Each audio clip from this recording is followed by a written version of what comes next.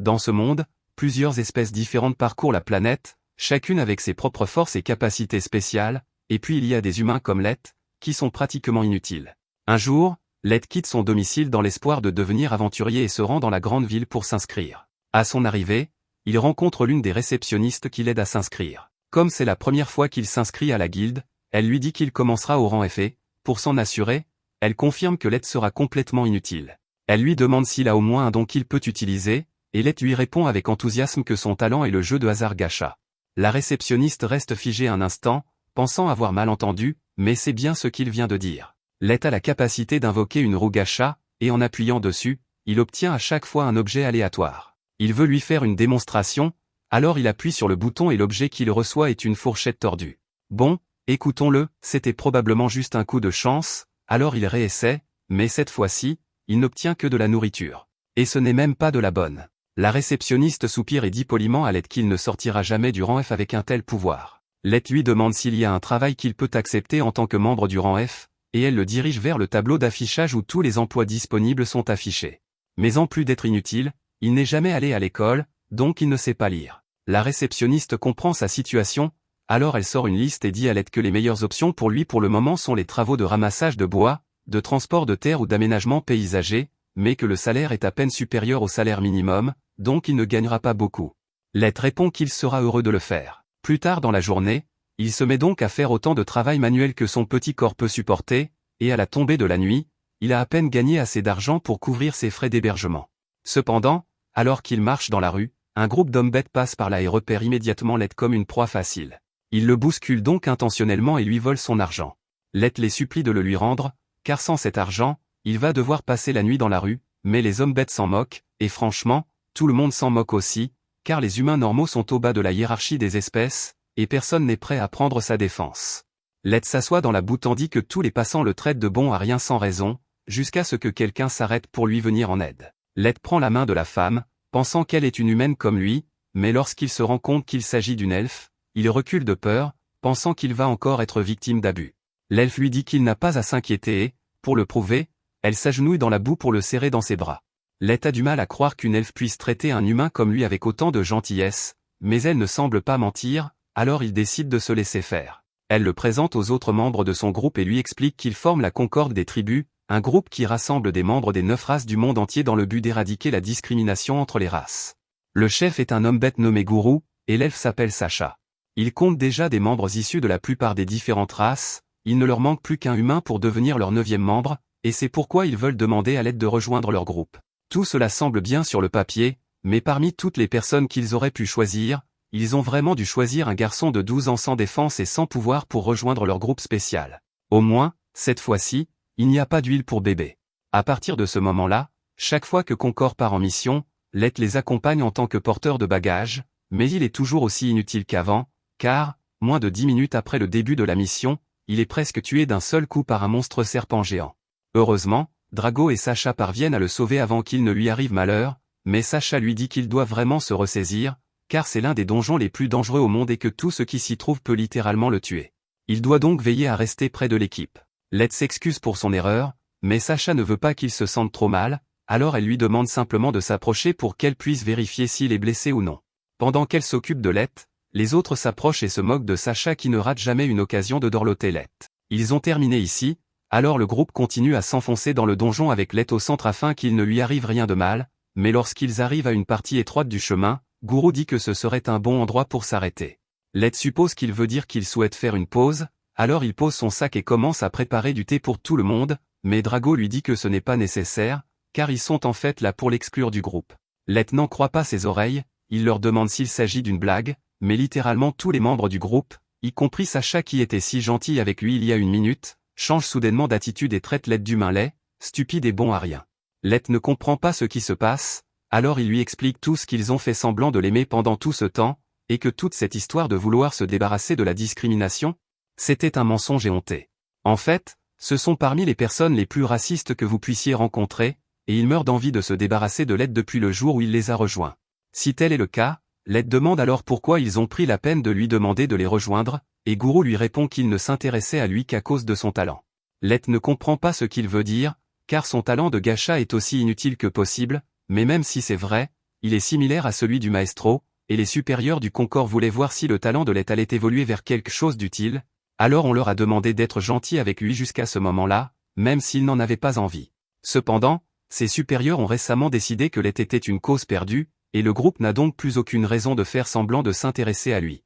Let n'arrive pas à comprendre tout ce qu'ils viennent de dire, et le groupe se rend compte qu'il a peut-être laissé échapper trop d'informations, mais cela n'aura bientôt plus d'importance, car Let ne sortira pas vivant de ce donjon.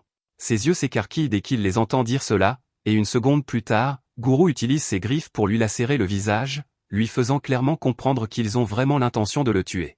Il se met à courir pour leur échapper, mais ils se contentent de rire et lui disent que même s'il parvenait à s'échapper, il finirait par mourir aux mains d'un monstre au hasard dans le donjon. Cela dit, ils pensent qu'il sera beaucoup plus amusant de le tuer de leurs propres mains, alors Sacha prend son arc et lui tire dans la cuisse pour l'empêcher de s'échapper.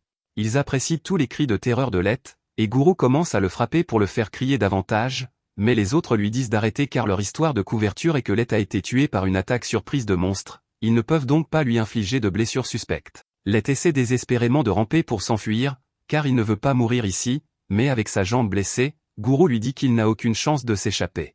Malgré tout, il continue d'essayer de s'enfuir et, par chance, il parvient à déclencher un piège de téléportation. Le piège l'envoie directement à l'un des étages les plus profonds, où Let est désormais à l'abri des membres de Concorde, mais cela ne signifie pas pour autant qu'il va survivre. Il est bien conscient de sa faiblesse et sait qu'il est fichu dès qu'un seul monstre apparaîtra. Il essaie d'accepter le fait que c'est la fin, mais il ne comprend pas pourquoi tout cela lui arrive. Au cours des 4 dernières années, tous les membres de Concorde l'ont traité avec respect et gentillesse, mais tout cela s'est avéré être un mensonge. Ils l'utilisaient simplement parce qu'ils pensaient qu'il était un maestro, et lorsqu'ils ont découvert qu'il ne l'était pas, ils ont essayé de le tuer en lui riant au nez. Il refuse catégoriquement de les laisser s'en tirer comme ça. Peu importe la difficulté, il jure qu'il sortira d'ici vivant et qu'il les tuera tous, même si c'est la dernière chose qu'il fera. Cependant, à ce moment précis, Let entend quelque chose s'approcher derrière lui et, à sa grande horreur, il découvre une chimère de niveau 1000 qui le fixe du regard. Même les aventuriers les plus forts n'ont que quelques centaines de niveaux, et il n'a jamais vu un monstre comme celui-ci auparavant, ce qui signifie qu'il a dû être téléporté dans l'une des parties les plus profondes de l'abîme. Alors que le monstre s'approche de lui, il se pisse presque dessus de peur, car il sait qu'il n'a aucune chance de vaincre cette créature. Tout ce qu'il a pour l'instant, c'est son pouvoir gacha, qui n'a jamais vraiment fait ses preuves en matière d'utilité.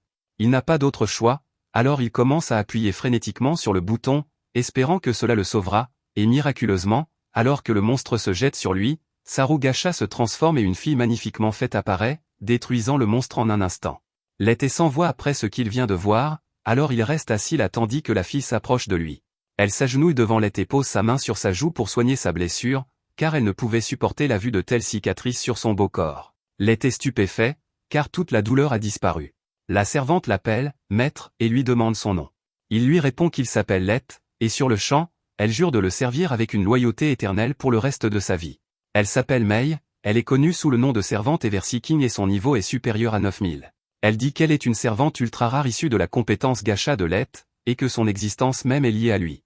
Mais Let a du mal à comprendre tout cela, car il a toujours pensé que sa compétence gacha était complètement inutile, et qu'il était donc impossible qu'une personne aussi extraordinaire que Mei puisse en sortir. Mei lui demande la permission d'évaluer sa capacité afin de pouvoir déterminer sa véritable nature. Let est surpris d'apprendre que Mei possède une capacité d'évaluation, mais elle lui précise qu'il ne s'agit que d'une de ses nombreuses compétences.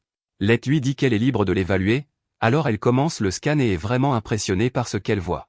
La compétence gacha de Let comporte des dizaines de couches de protection, de sorte que seules les personnes du niveau de Mei sont capables d'en voir les véritables capacités. D'après ce qu'elle peut en juger, elle peut être utilisée un nombre illimité de fois.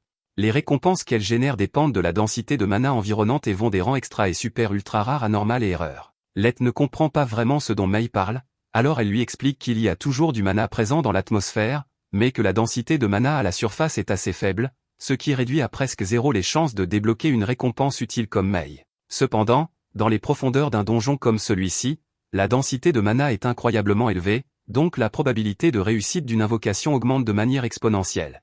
Mei suppose que Let a dû s'aventurer intentionnellement dans les profondeurs du donjon pour révéler le véritable potentiel de son don, mais cela est loin d'être la vérité. Il est venu ici avec des personnes en qui il pensait pouvoir avoir confiance, mais elles ont toutes fini par le trahir. Elles lui ont lacéré le visage, lui ont tiré dans la jambe et se sont moquées de lui pendant tout ce temps. Tout ce que Let voulait, c'était offrir une vie meilleure à sa famille, mais ils ont essayé de le tuer simplement parce qu'il est humain. Il se met à crier qu'il ne leur pardonnera jamais tant qu'il vivra, mais Mei prend Lett dans ses bras pour le réconforter, car elle déteste le voir si triste. Elle sait qu'elle ne pourra jamais comprendre la souffrance que Lett a dû ressentir, mais elle sait comment le réconforter. Elle assure à Lett que dès qu'il en donnera l'ordre, elle fera aligner les têtes de ces traîtres sur le sol dans l'heure qui suit, mais il se lève et lui dit qu'elle ne peut pas faire ça. Mei lui dit que des scélérats comme eux ne méritent aucune pitié, mais il ne lui a pas demandé d'attendre parce qu'il pense que les tuer serait une erreur, c'est plutôt parce qu'il veut être celui qui se vengera de ses propres mains. Il est tombé dans leur piège et a failli mourir de leurs mains parce qu'il était trop faible pour se défendre, alors il veut devenir assez fort pour s'assurer que rien de tel ne lui arrive à nouveau.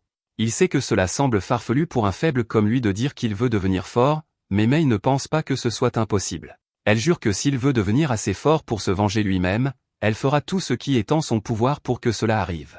Nous faisons un bond en avant de 3 ans, et au milieu du donjon abyssal, Lett a utilisé son pouvoir gacha pour bâtir une nation entière et invoquer une armée de serviteurs puissants qu'il adore tellement qu'ils sont prêts à payer cher pour avoir une tasse de l'eau de son bain.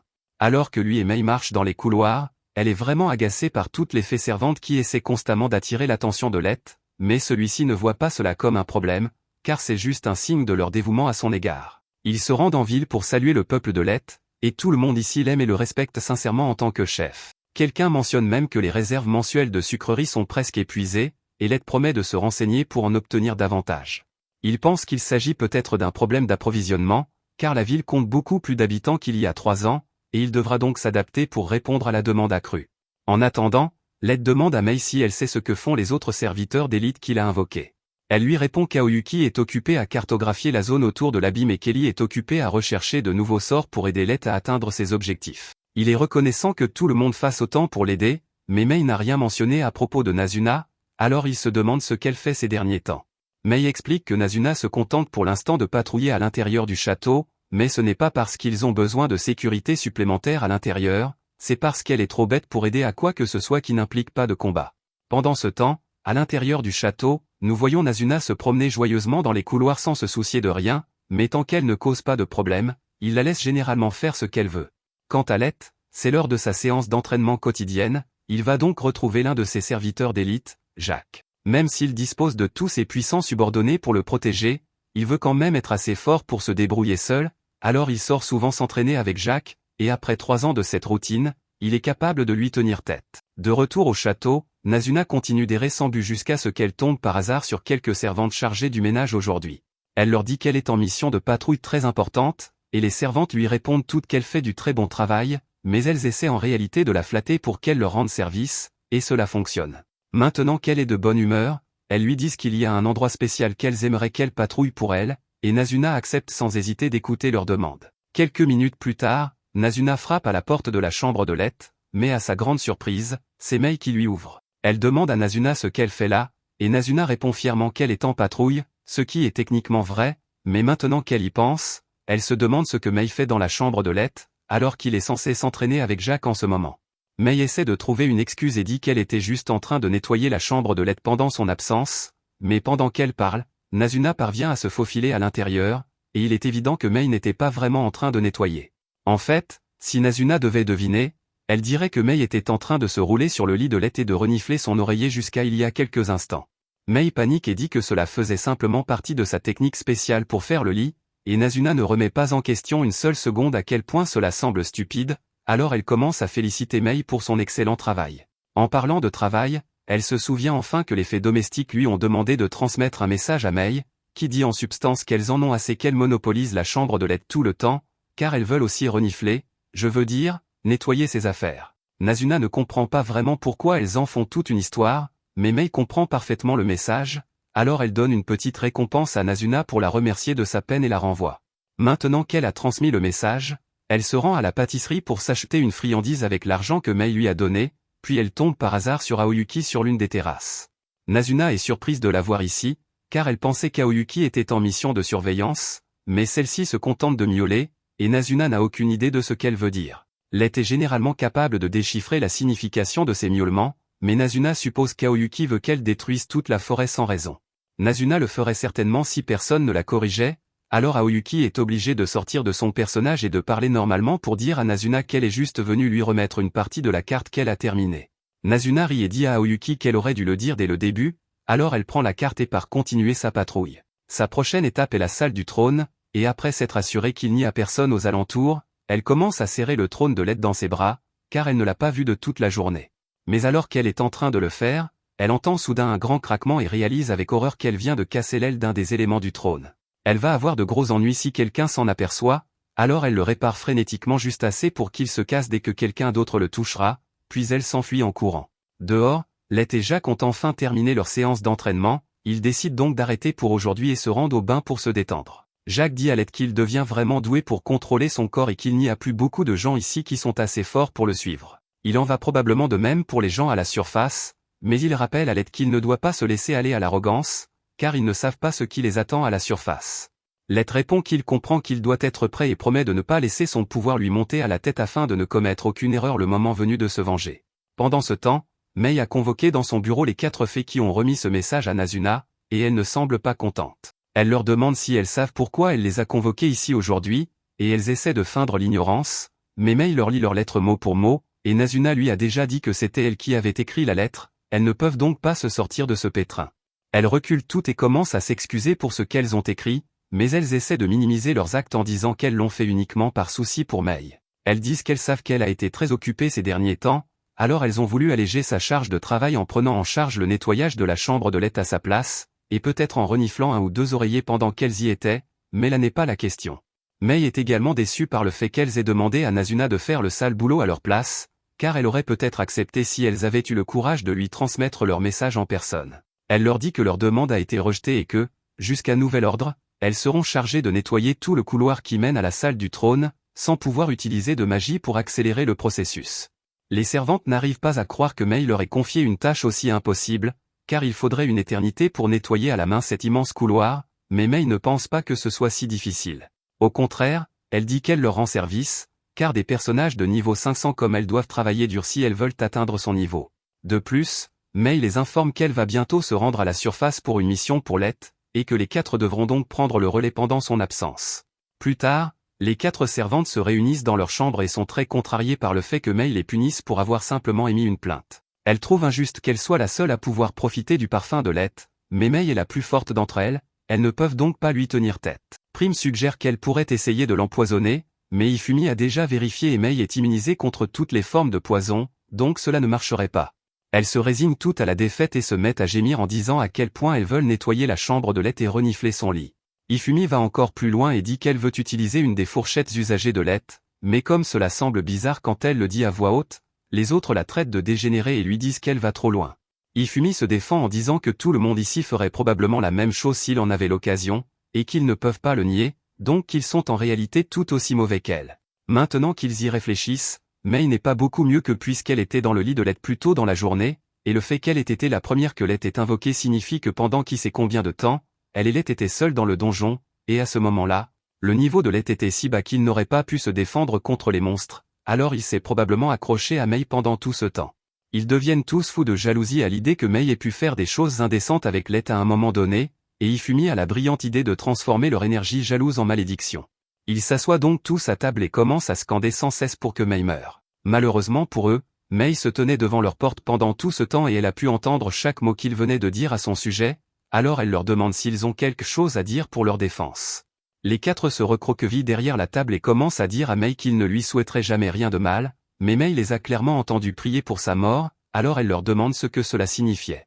Le groupe finit par admettre qu'elles étaient simplement jalouses parce que Mei avait été invoquée en premier et avait ainsi pu passer beaucoup de temps seule avec Lett, mais Mei leur dit qu'il ne s'est rien passé d'indécent entre elle et Lett. Il a fallu environ 3 mois à Lett pour invoquer Aoyuki, et pendant ce temps, Mei était occupée à lui enseigner les arts martiaux et l'histoire du monde, donc aucune débauche n'a eu lieu.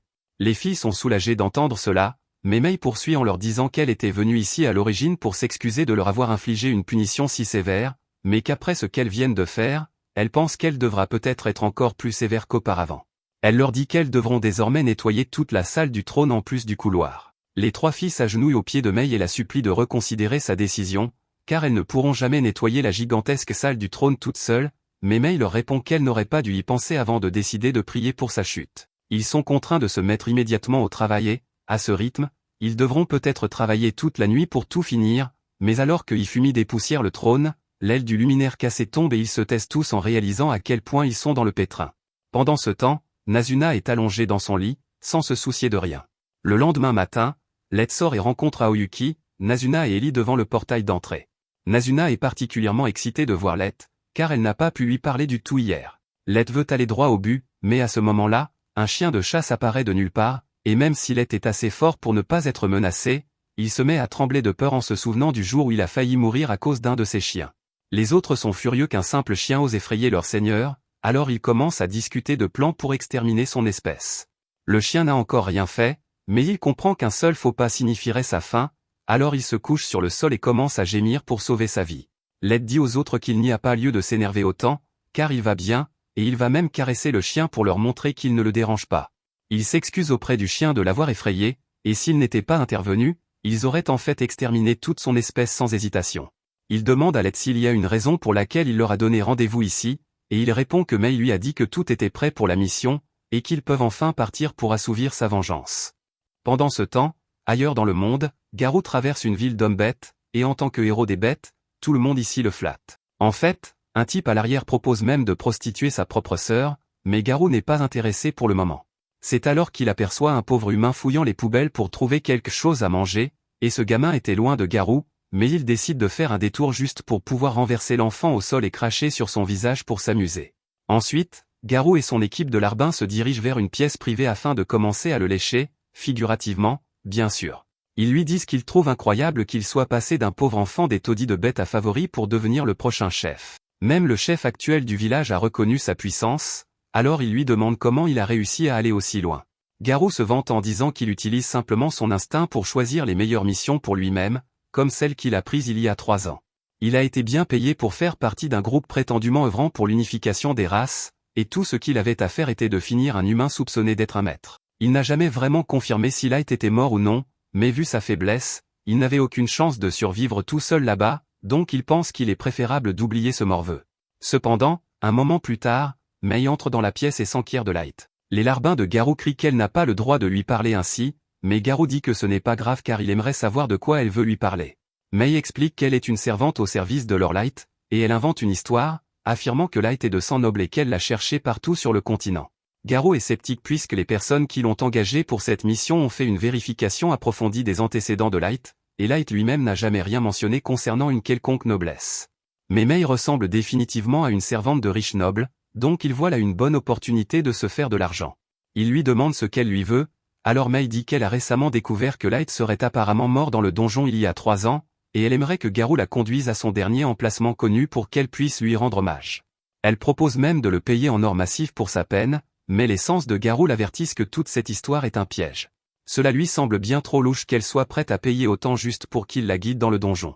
Cependant, puisque Mei a l'air d'une femme humaine ordinaire, Garou chasse ses inquiétudes car il est impossible qu'un humain puisse le battre. Il accepte de la conduire au dernier emplacement connu de Light, mais il dit qu'il ne fait pas ça pour l'argent, il fait ça parce que Light était un bon ami à lui, et il veut aider de toutes les manières possibles. Mei sait que tout ce qu'il vient de dire est complètement bidon, mais elle doit rester dans son rôle, alors elle le remercie. Un mois plus tard, le groupe approche de l'endroit où Light a disparu. Cependant, Garou n'a pas l'intention de respecter les termes de l'accord, donc dès qu'ils arriveront sur place, il prévoit d'attaquer Mei et de la laisser mourir de la même manière que Light. Une fois arrivé à l'endroit, Mei tombe à genoux, désespérée à l'idée de l'impuissance que Light a dû ressentir à ce moment-là.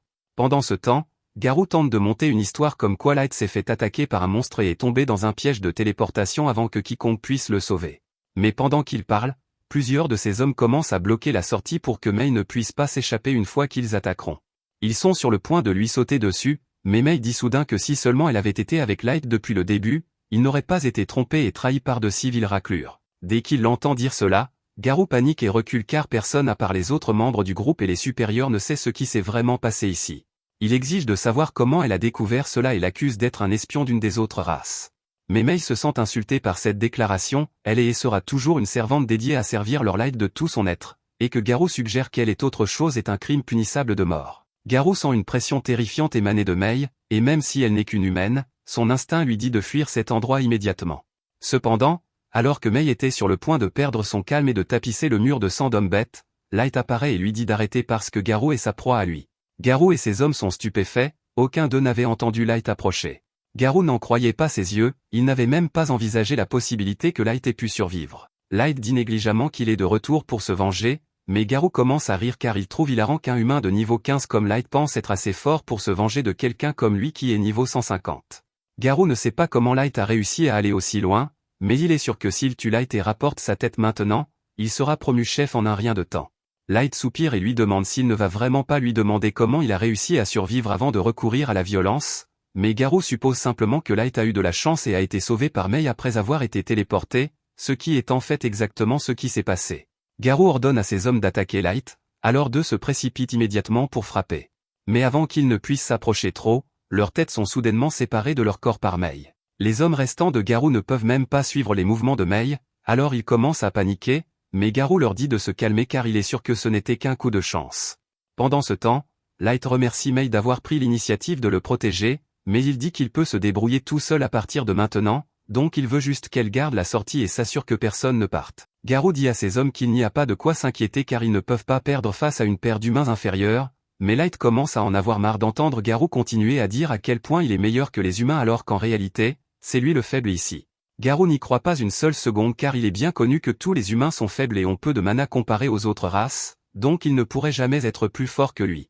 Si c'est ce qu'il croit vraiment, alors Light lui demande pourquoi deux de ses hommes ont la tête qui roule par terre s'ils sont tous plus forts que lui, mais Garou rejette cela en disant que c'est une erreur d'inattention. Lui et ses sbires sautent alors sur Light, qui ferme calmement les yeux et leur donne une leçon tout en levant à peine un doigt. Garou tombe au sol, les yeux exorbités, car il vient de recevoir un coup plus dur que jamais auparavant, et il n'a même pas pu le voir venir. Light se tient au-dessus de lui et lui demande si c'est vraiment le meilleur que lui et sa soi-disant race supérieure puissent accomplir, mais Garou ne supporte pas que Light le regarde de haut, alors il décide d'utiliser son atout maître et fracasse un collier au sol, invoquant un fan rire de niveau 500 pour s'occuper de Light à sa place. Il crie fièrement que c'est la fin du chemin pour Light, mais Light lui dit que le niveau 500 est encore bien trop faible pour être un défi pour lui.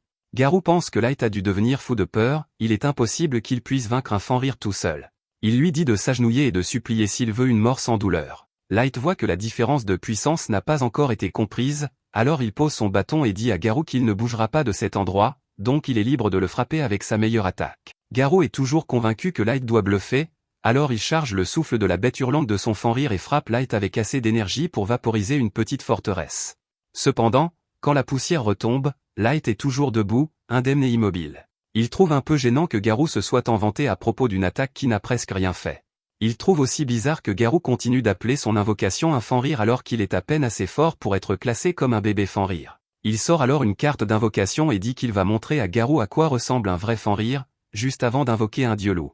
C'est un fan rire de niveau 9000 qui dépasse tout ce que Garou a jamais vu de sa vie, et après que Light lui ait ordonné de s'occuper de l'invocation de Garou, il souffle littéralement un peu d'air en direction du loup de Garou qui se retrouve soudainement gelé dans un bloc de glace. Voir Light sortir négligemment un loup capable de surpasser sans difficulté son invocation fait enfin réaliser à Garou à quel point il est foutu, mais Light lui dit que le dieu loup n'était que pour la démonstration car il aurait pu s'occuper de l'invocation de Garou tout seul s'il l'avait voulu. Pour rendre la différence de force absolument claire, Light active son écran de statut pour montrer à Garou qu'il est actuellement niveau 9999. Garou est maintenant absolument terrifié car il ne savait même pas que les niveaux pouvaient monter si haut, et il commence à penser que Light est un imposteur. Mais peu importe que ce soit le vrai Light ou non, car il va certainement le tuer vu la tournure des événements. Il jette ses armes et sa fierté et commence à supplier Light d'épargner sa vie. Il dit qu'il ne faisait que suivre les ordres de son pays et qu'il ne l'aurait jamais trahi autrement. Il lève les yeux, espérant que Light aura pitié de lui, mais avant tout cela, Light dit qu'il a quelques questions pour Garou. Premièrement, il l'interroge sur les maîtres que ses supérieurs lui ont demandé de trouver, mais Garou dit qu'il ne sait pas réellement ce que c'est. Light lui demande alors pourquoi ces mêmes supérieurs ont ordonné à Garou et aux autres de le tuer après avoir confirmé que Light n'était pas un maître, mais Garou n'a vraiment aucune information, il a juste obéi aux ordres. Light demande alors au reste des hommes bêtes s'ils savent quelque chose sur les maîtres, et ils mentent tous en disant que oui, espérant que Light les épargnera. Mais à l'instant suivant, Mei les tranche tous en morceaux pour avoir osé énoncer des mensonges devant leur Light. Light se retourne alors vers Garou et dit qu'il a une dernière question à poser, mais au cas où il penserait à mentir, il devrait savoir que l'œil du jugement de Mei peut dire s'il est honnête ou non, et il n'aimera pas ce qui se passe si elle découvre qu'il ment. Puisque l'intuition de Garou est si aiguisée, Light lui demande s'il pense qu'il serait possible de gagner une guerre contre les nations de la surface telle qu'il est maintenant. Garou hésite et déglutit, mais il finit par dire à Light que sa force incroyable lui donnerait certainement un avantage au début de la bataille, mais qu'il finirait par perdre. Il n'est toujours qu'une seule personne, donc gagner une guerre entière contre des nations qui ont d'innombrables soldats, armes et objets à leur disposition serait pratiquement impossible. Garou pense que Light sera contrarié par la réponse qu'il vient de donner, mais Light peut dire que Garou disait la vérité, et il s'y attendait déjà. Cependant, il dit qu'il a quelque chose à montrer à Garou, alors il sort une carte de téléportation et transporte Garou et Mei jusqu'à la salle du trône. Garou se couvre la tête de peur car il ne sait pas ce que Light a prévu pour lui, mais quand il ouvre les yeux, il reste sans voix en voyant l'armée de Light dans toute sa gloire. Light marche jusqu'à son trône, et une fois là, il demande à tous ses subordonnés d'afficher leur niveau pour que Garou puisse voir à quel point ils sont puissants. Horrifié, Garou découvre que la plupart de l'armée de Light est au-dessus du niveau 5000, et même les plus faibles sont encore niveau 1500.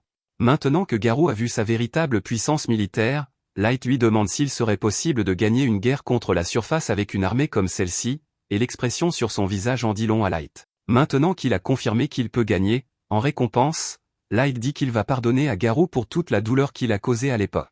Light dit qu'il va infliger à Garou une souffrance constante qui le fera supplier la mort, et Garou sait qu'il ne peut rien y faire car à ce stade, Light pourrait tout aussi bien être un dieu de la destruction. Le lendemain, Light retourna dans son village natal pour retrouver sa famille et l'emmener dans sa cité souterraine, mais malheureusement, à leur arrivée, il ne trouva qu'un tas de décombres et de chair en décomposition. Apparemment, le village avait été détruit environ 6 mois auparavant par des forces inconnues, et personne n'avait été épargné. Light fouilla le village à la recherche de cadavres afin de pouvoir leur offrir des funérailles dignes, et à son grand soulagement, il ne trouva aucun corps appartenant à ses frères et sœurs. Il en conclut donc qu'il devait être encore en vie quelque part. Cependant, ses parents n'eurent pas cette chance. Gold demanda à Light s'il allait bien, car cela devait être très difficile à accepter pour lui, mais il répondit qu'il allait bien. Pour l'instant, ils doivent se concentrer sur la mission qui les attend, et ils demandent donc à Gold et Nemunu de l'aider à rassembler autant d'informations que possible. Même s'ils savent désormais que leur armée est assez forte pour affronter les forces mondiales, il serait imprudent de se lancer immédiatement dans la guerre. Ils souhaitent donc en savoir plus sur la puissance de chaque nation. De plus, il est presque certain que la destruction de sa ville natale est liée au fait qu'il était soupçonné d'être un maître. Il veut donc découvrir ce qu'est un maître et pourquoi cela vaut la peine de verser autant de sang. S'il découvre qu'il s'agit simplement d'une bande de riches salauds avides de pouvoir, il jure qu'il réduira le monde en cendres et qu'il forcera les responsables à avaler ses cendres. Gold comprend pourquoi Light est si en colère, mais il lui recommande de contrôler sa rage lorsqu'ils sont en présence d'autres personnes, car l'énergie qu'il dégage pourrait tuer instantanément une personne normale. Light s'excuse pour son écart et sort un objet appelé « Masque du Fou » afin de réprimer son énergie et de cacher son identité. Il fait ensuite ses adieux aux tombes de ses parents et s'excuse de ne pas avoir pu les sauver. Lui, Nemunu et Gold s'envolent alors vers la ville de Daga, mais Nemunu est curieuse, car elle ne sait pas ce que Light compte faire une fois qu'ils seront arrivés. À ce moment-là, Gold dit à Nemunu qu'elle doit faire attention à la façon dont elle s'adresse à leur seigneur lorsqu'ils sont à la surface, et Light lui explique que le fait de l'appeler par son vrai nom alerterait les personnes derrière, Conquet. Il prévoit donc d'utiliser le nom, Dark, pendant leur mission.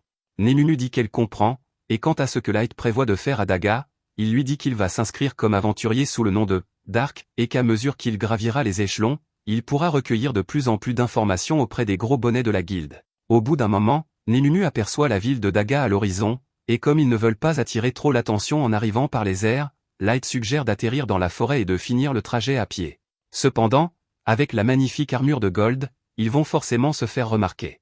Alors que les 3 compagnons traversent la forêt, ils tombent sur un marchand humain en train de se faire voler par un groupe de nains. Ils auraient préféré rester cachés jusqu'à leur arrivée en ville, mais l'armure de Gold est dotée d'animations scintillantes intégrées, et les bandits le remarquent immédiatement. Ils essaient alors de le voler lui aussi, mais cela ne se passe pas très bien pour eux, et les nains se retrouvent tous ligotés au milieu de la route. Les 2 humains sont extrêmement reconnaissants d'avoir été sauvés, et ils proposent à Light et aux autres de les conduire en ville en signe de gratitude. En chemin, le fils de l'homme raconte à quel point Gold est incroyable, car il n'avait jamais vu quelqu'un vaincre des nains aussi facilement auparavant. L'homme suppose qu'ils doivent être un groupe d'aventuriers célèbres, mais Light lui répond qu'ils ne sont en fait même pas encore enregistrés. L'homme est choqué d'entendre cela, mais il leur dit que s'ils veulent vraiment s'enregistrer comme aventuriers, Daga est l'endroit idéal, car c'est l'une des plus grandes guildes de la région, et elle se trouve juste à la frontière entre les royaumes des elfes, des nains et des humains. Un nombre important d'humains s'y rassemble, ce qui en fait l'une des villes les plus accueillantes pour l'humanité. Il a même réussi à y ouvrir un hôtel humain assez prospère, et il invite Light et les autres à y séjourner s'ils ont besoin d'un endroit où loger. Peu après, ils arrivent à Daga, et Light et les autres demandent à Cornell de les déposer à l'entrée de la ville, car ils veulent faire le reste du chemin à pied. Pour Gold et Nemunu, c'est la première fois qu'ils voient une ville en surface, et ils remarquent qu'il y a beaucoup de magasins qui vendent des armures et des armes, mais Light leur explique que c'est simplement parce qu'il y a beaucoup d'aventuriers ici. Sans oublier que le royaume des nains est tout proche et que ces derniers sont spécialisés dans la forge, il est donc normal qu'ils vendent leurs produits ici. Une fois le groupe arrivé à la guilde, Némumu remarque que tous les humains semblent se disperser dès qu'une personne d'une autre race passe à proximité, et là étant déduit que les humains sont également maltraités dans la ville, même si cela n'est pas immédiatement évident. Il se dirige vers la réception pour s'inscrire et, comme d'habitude, il doit commencer au rang F. Light va donc devoir accomplir quelques quêtes pour augmenter son rang plus tard, mais avant cela, ils doivent trouver un endroit où séjourner. Light se souvient que Cornell a mentionné qu'il possédait un hôtel, alors lui et les autres décident de s'y rendre. Cornell est surpris de revoir Light et lui demande ce qu'il peut faire pour lui. Light lui répond qu'il a une demande spéciale à lui faire. Il dit à Cornell qu'il aimerait louer tout le dernier étage de ce bâtiment et que personne, pas même le personnel de Cornell, ne doit y entrer sous aucun prétexte. En guise de paiement, il pose un sac rempli de pièces d'or sur la table, et Cornell reste sans voix, ne sachant que dire. Light dit qu'il peut payer plus si cela ne suffit pas, mais Cornell lui répond que c'est déjà 10 fois plus que nécessaire. Il dit qu'il ne peut pas accepter une telle somme de la part de l'homme qui lui a sauvé la vie plus tôt, mais Light insiste, alors Cornell finit par accepter cette offre généreuse et dit qu'il préparera les chambres dès que possible. Peu après, Light et les autres montent à l'étage, et il sort quelques cartes de sortilège bloquant la perception et les jette sur la pièce pour s'assurer que personne ne pourra les écouter. Il peut enfin se détendre sans avoir à s'inquiéter que quelqu'un l'espionne, alors il tire une chaise et s'assoit pour se reposer. Pendant que Light est assis, Némumu prend la parole et lui dit que même si elle est consciente qu'il est très puissant et qu'il a choisi de devenir aventurier ici pour recueillir des informations, il y a toujours un risque qu'il soit blessé à la surface, et qu'elle pense donc qu'il serait plus sûr pour Light de retourner dans la cité souterraine et de les laisser s'occuper des choses ici tout seul. Light est quelqu'un de gentil, mais ce que Némumu vient de suggérer revient en gros à essayer de l'écarter de son propre plan de vengeance, ce qui le met extrêmement en colère, car elle dit en substance qu'elle le trouve trop incompétent pour y parvenir. Némumu se rend immédiatement compte qu'elle a fait une gaffe, alors elle supplie Light de lui pardonner son insolence, mais il est trop tard. Il semble prêt à tuer Némumu pour ce qu'elle a dit, et Gold sent que la tension monte, alors il rit et dit à Light que Némumu ne comprend tout simplement pas l'attrait de la vengeance.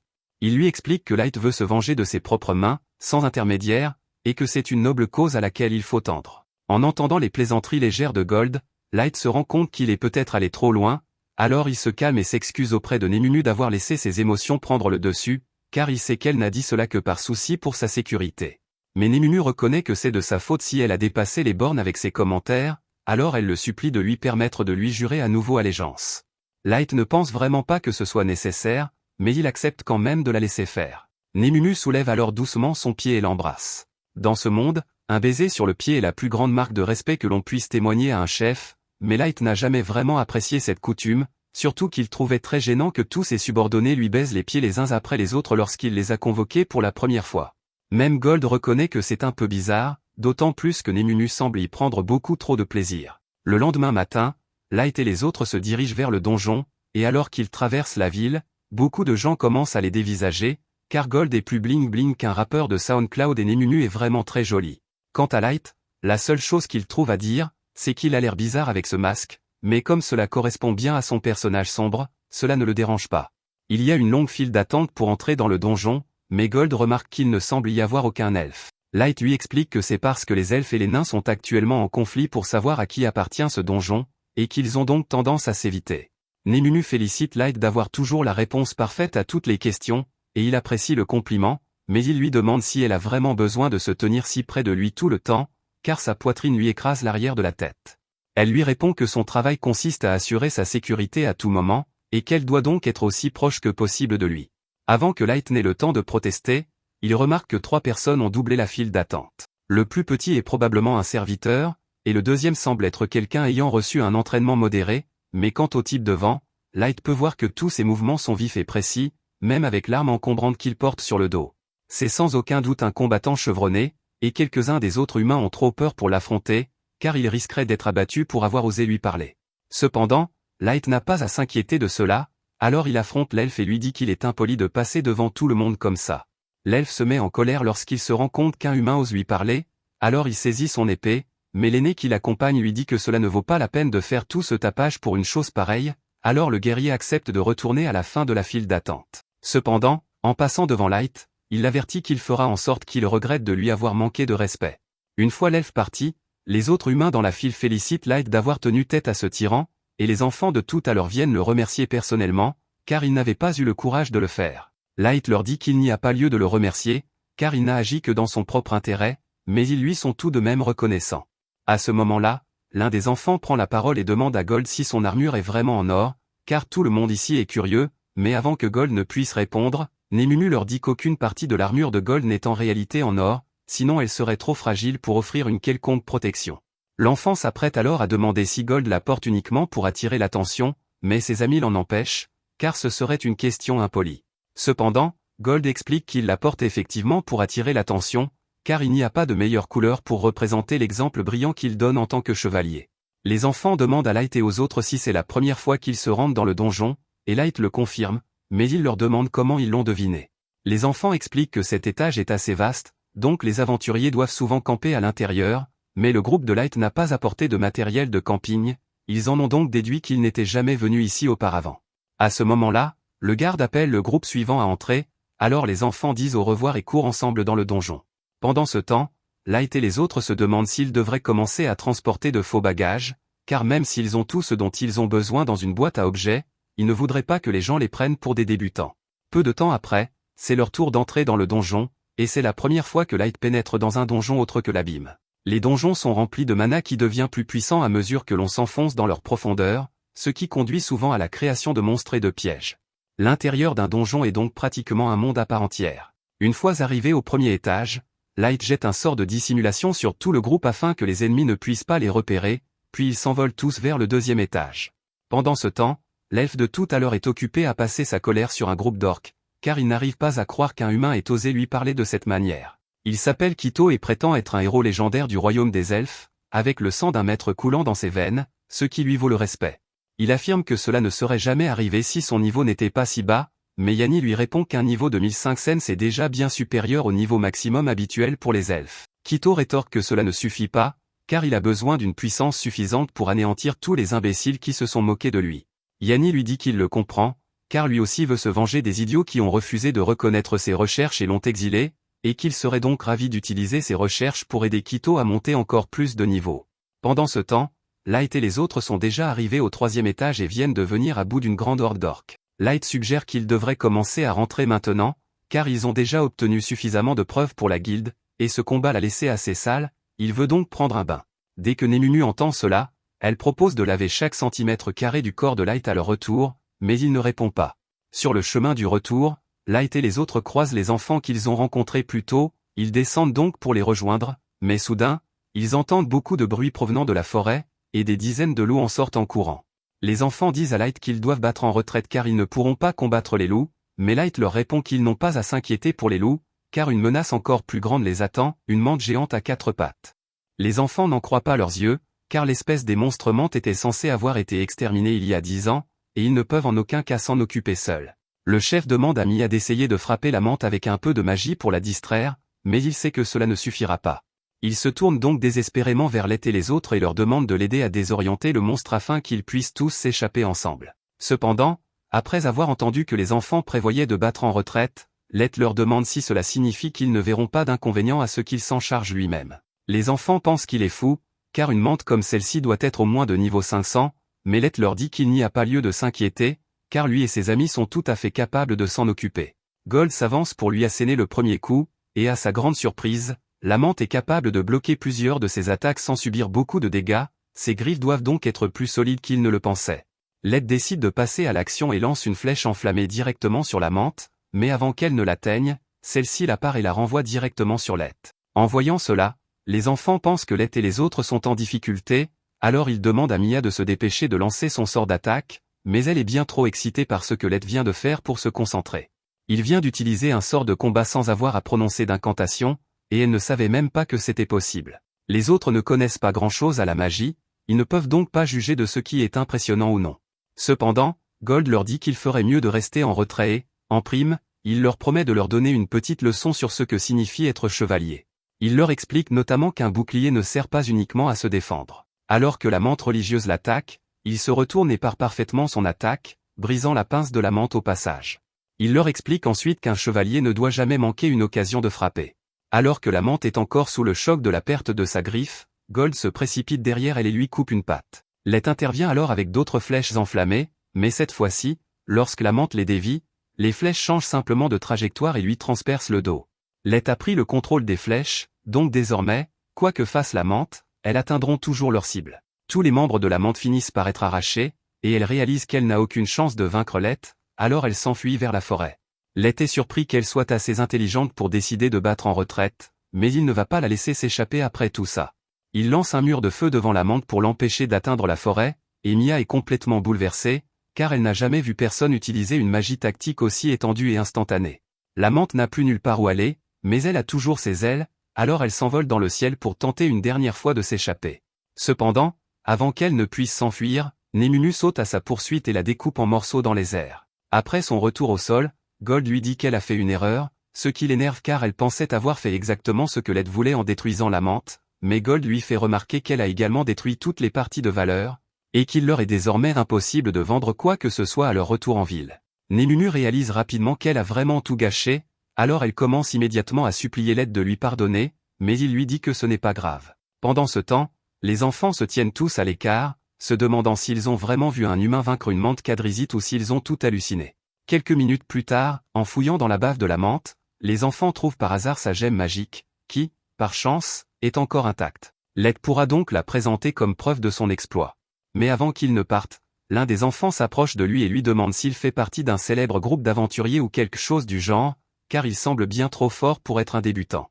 Cependant, Let leur apprend qu'ils sont tous effectivement classés F, et les enfants ne savent plus quoi croire. Maintenant que le combat est terminé, Mia utilise sa magie pour créer une boule d'eau et propose à Let de l'utiliser pour se laver et se débarrasser de la substance visqueuse de la menthe. Let lui est reconnaissant d'utiliser son précieux mana pour lui permettre de se laver, mais elle répond que c'est le moins qu'elle puisse faire. Comme il se fait tard, le chef demande à Let et aux autres s'ils souhaitent camper avec eux pour la nuit, en partie parce qu'il est dangereux de se promener une fois la nuit tombée, mais aussi parce que Mia souhaite vraiment parler de magie avec Let.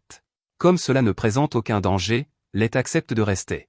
Pendant que le groupe mange, Mia pose toutes sortes de questions à Let sur son passé, mais comme il ne peut pas vraiment lui révéler ses plans, il invente une fausse histoire et dit que ses deux parents étaient de puissants mages, ce qui explique pourquoi il est si doué pour lancer des sorts sans incantation. Cela semble logique pour Mia, mais son frère dit qu'il ne comprend toujours pas pourquoi c'est si impressionnant. Après l'avoir entendu dire cela, elle se lance dans une longue tirade sur l'incroyable magie de Let.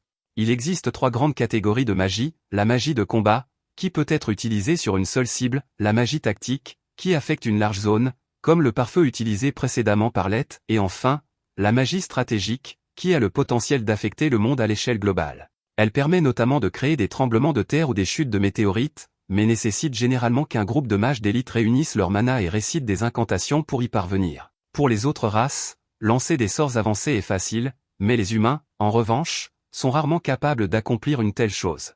C'est pourquoi elle était si étonnée qu'un humain comme Let puisse réaliser un tel exploit. Le frère de Mia ne comprend toujours pas grand-chose à la magie, mais d'après ce que Mia lui a dit, il se rend compte que Let doit être vraiment incroyable. Cependant, il dit à Mia de se féliciter elle aussi, car sa magie était suffisamment bonne pour lui valoir d'être recommandée à l'académie de magie par le Dachi. Cela attire l'attention de Let, qui demande s'ils font référence à celle qui est en charge de la nation formée conjointement par les 9 races, la principauté des 9. Mia le confirme, et Gold reconnaît qu'elle doit être une magicienne talentueuse pour avoir été reconnue par la principauté. Le frère de Mia est d'accord, mais malheureusement, leurs 2 parents sont morts d'une épidémie, elle n'a donc pas pu se permettre d'aller à l'académie, et ils ont été obligés de créer un groupe d'aventuriers avec 2 de leurs amis d'enfance, Jinra et Wardy, juste pour pouvoir survivre. À l'heure actuelle, leur objectif est de gagner suffisamment d'argent en explorant des donjons pour envoyer Mia à l'académie, mais Mia dit qu'elle est heureuse de passer du temps avec eux, et qu'ils n'ont donc pas besoin de se surmener pour elle. Son frère lui assure qu'il ne fera rien d'imprudent, et voir Mia et son frère parler ainsi rappelle beaucoup à Let le temps qu'il passait avec sa petite sœur. À ce moment-là, Mia et son frère demandent à Let pourquoi il a décidé de devenir aventurier. Il invente alors une histoire et leur raconte que ses parents sont morts dans un incendie et qu'il a été gravement brûlé, et qu'il cherche donc une potion magique pour se soigner. Cela semble vraiment difficile, et personne ne sait plus quoi dire. Jinra n'aime pas cette tension, alors il se lève et demande si Gold et Nemunu sortent ensemble. Nemunu se met immédiatement sur la défensive et répond qu'elle ne sortirait jamais avec quelqu'un comme Gold, tandis que Gold, beaucoup plus calme, dit qu'il n'est pas intéressé par une femme aussi immature que Nemunu. Pendant que les deux se disputent, ailleurs dans le donjon, Kito est occupé à tuer des orques afin d'obtenir les échantillons dont Yanni a besoin pour son expérience visant à dépasser les limites imposées à chaque race. Maintenant qu'il a suffisamment de matériel magique, il dit que tout ce dont il a besoin, c'est d'un cobaye humain, et Kito sait exactement qui il veut traquer pour l'expérience. Quelque temps plus tard, Let se rend à la guilde pour échanger sa dernière récolte de pierres magiques. Une foule importante se forme autour de lui, car personne n'a jamais vu quelqu'un revenir avec autant de gemmes magiques. Après avoir vaincu la menthe, Let et les autres se sont fait un nom dans la ville, et les gens appellent désormais leur groupe Black Matley. Les réceptionnistes ont commencé à les traiter beaucoup mieux ces derniers temps, et Let est heureux de recevoir toute cette attention, car c'était son objectif depuis le début. Alors que lui et les autres se dirigent vers le donjon, un homme sur la route l'interpelle soudainement, et Nemunu se met immédiatement sur la défensive, mais l'homme dit qu'il ne cherche pas à causer des problèmes. Il dit s'appeler Sullivan et que son ami est Gilbert. Ils ont entendu dire que Let et son groupe avaient réussi à vaincre une menthe quadrisite et à atteindre le 5e étage, alors quand il l'a vu passer, il a tenu à lui parler. À ce moment-là, le reste du groupe de Gilbert et Sullivan leur dit qu'il est temps d'entrer dans le donjon, alors ils disent au revoir à Let et se dirigent à l'intérieur. Let trouve ça cool de donner de l'espoir aux autres humains de la ville, mais il y a plein d'autres races qui sont jalouses de son pouvoir et pensent qu'il est un imposteur. Il s'attendait un peu à ce qu'il refuse d'accepter ses exploits, mais il va devoir les forcer à le reconnaître en leur montrant des résultats indéniables. Une fois dans le donjon, il annonce à Gold et Nemunu qu'il prévoit de redescendre au 5e étage aujourd'hui, mais avant cela, il aperçoit les enfants qu'il a rencontrés précédemment et décide d'aller les saluer. Mia et les autres sont surpris de voir Let, car cela fait longtemps qu'ils ne se sont pas croisés, mais le frère de Mia dit que c'est le moment idéal, car Mia a quelque chose à lui donner. Mia est un peu nerveuse au début, mais elle tend à Let un petit coquillage contenant une pommade qu'elle a fabriquée elle-même. Elle se souvient qu'il avait mentionné avoir de graves brûlures sur tout le corps, alors elle l'a préparé pour aider à soulager un peu la douleur. Let est très reconnaissant de ce geste gentil, même s'il se sent un peu coupable de lui avoir menti au sujet de ses brûlures. Pour se rattraper, il décide de lui rendre l'appareil et sort l'un de ses objets pour l'offrir à Mia. C'est un bracelet, et il est vraiment très joli, alors Mia hésite à accepter un cadeau aussi précieux. Let lui dit que son cadeau lui a vraiment fait chaud au cœur, et qu'il veut donc le lui offrir en guise de remerciement.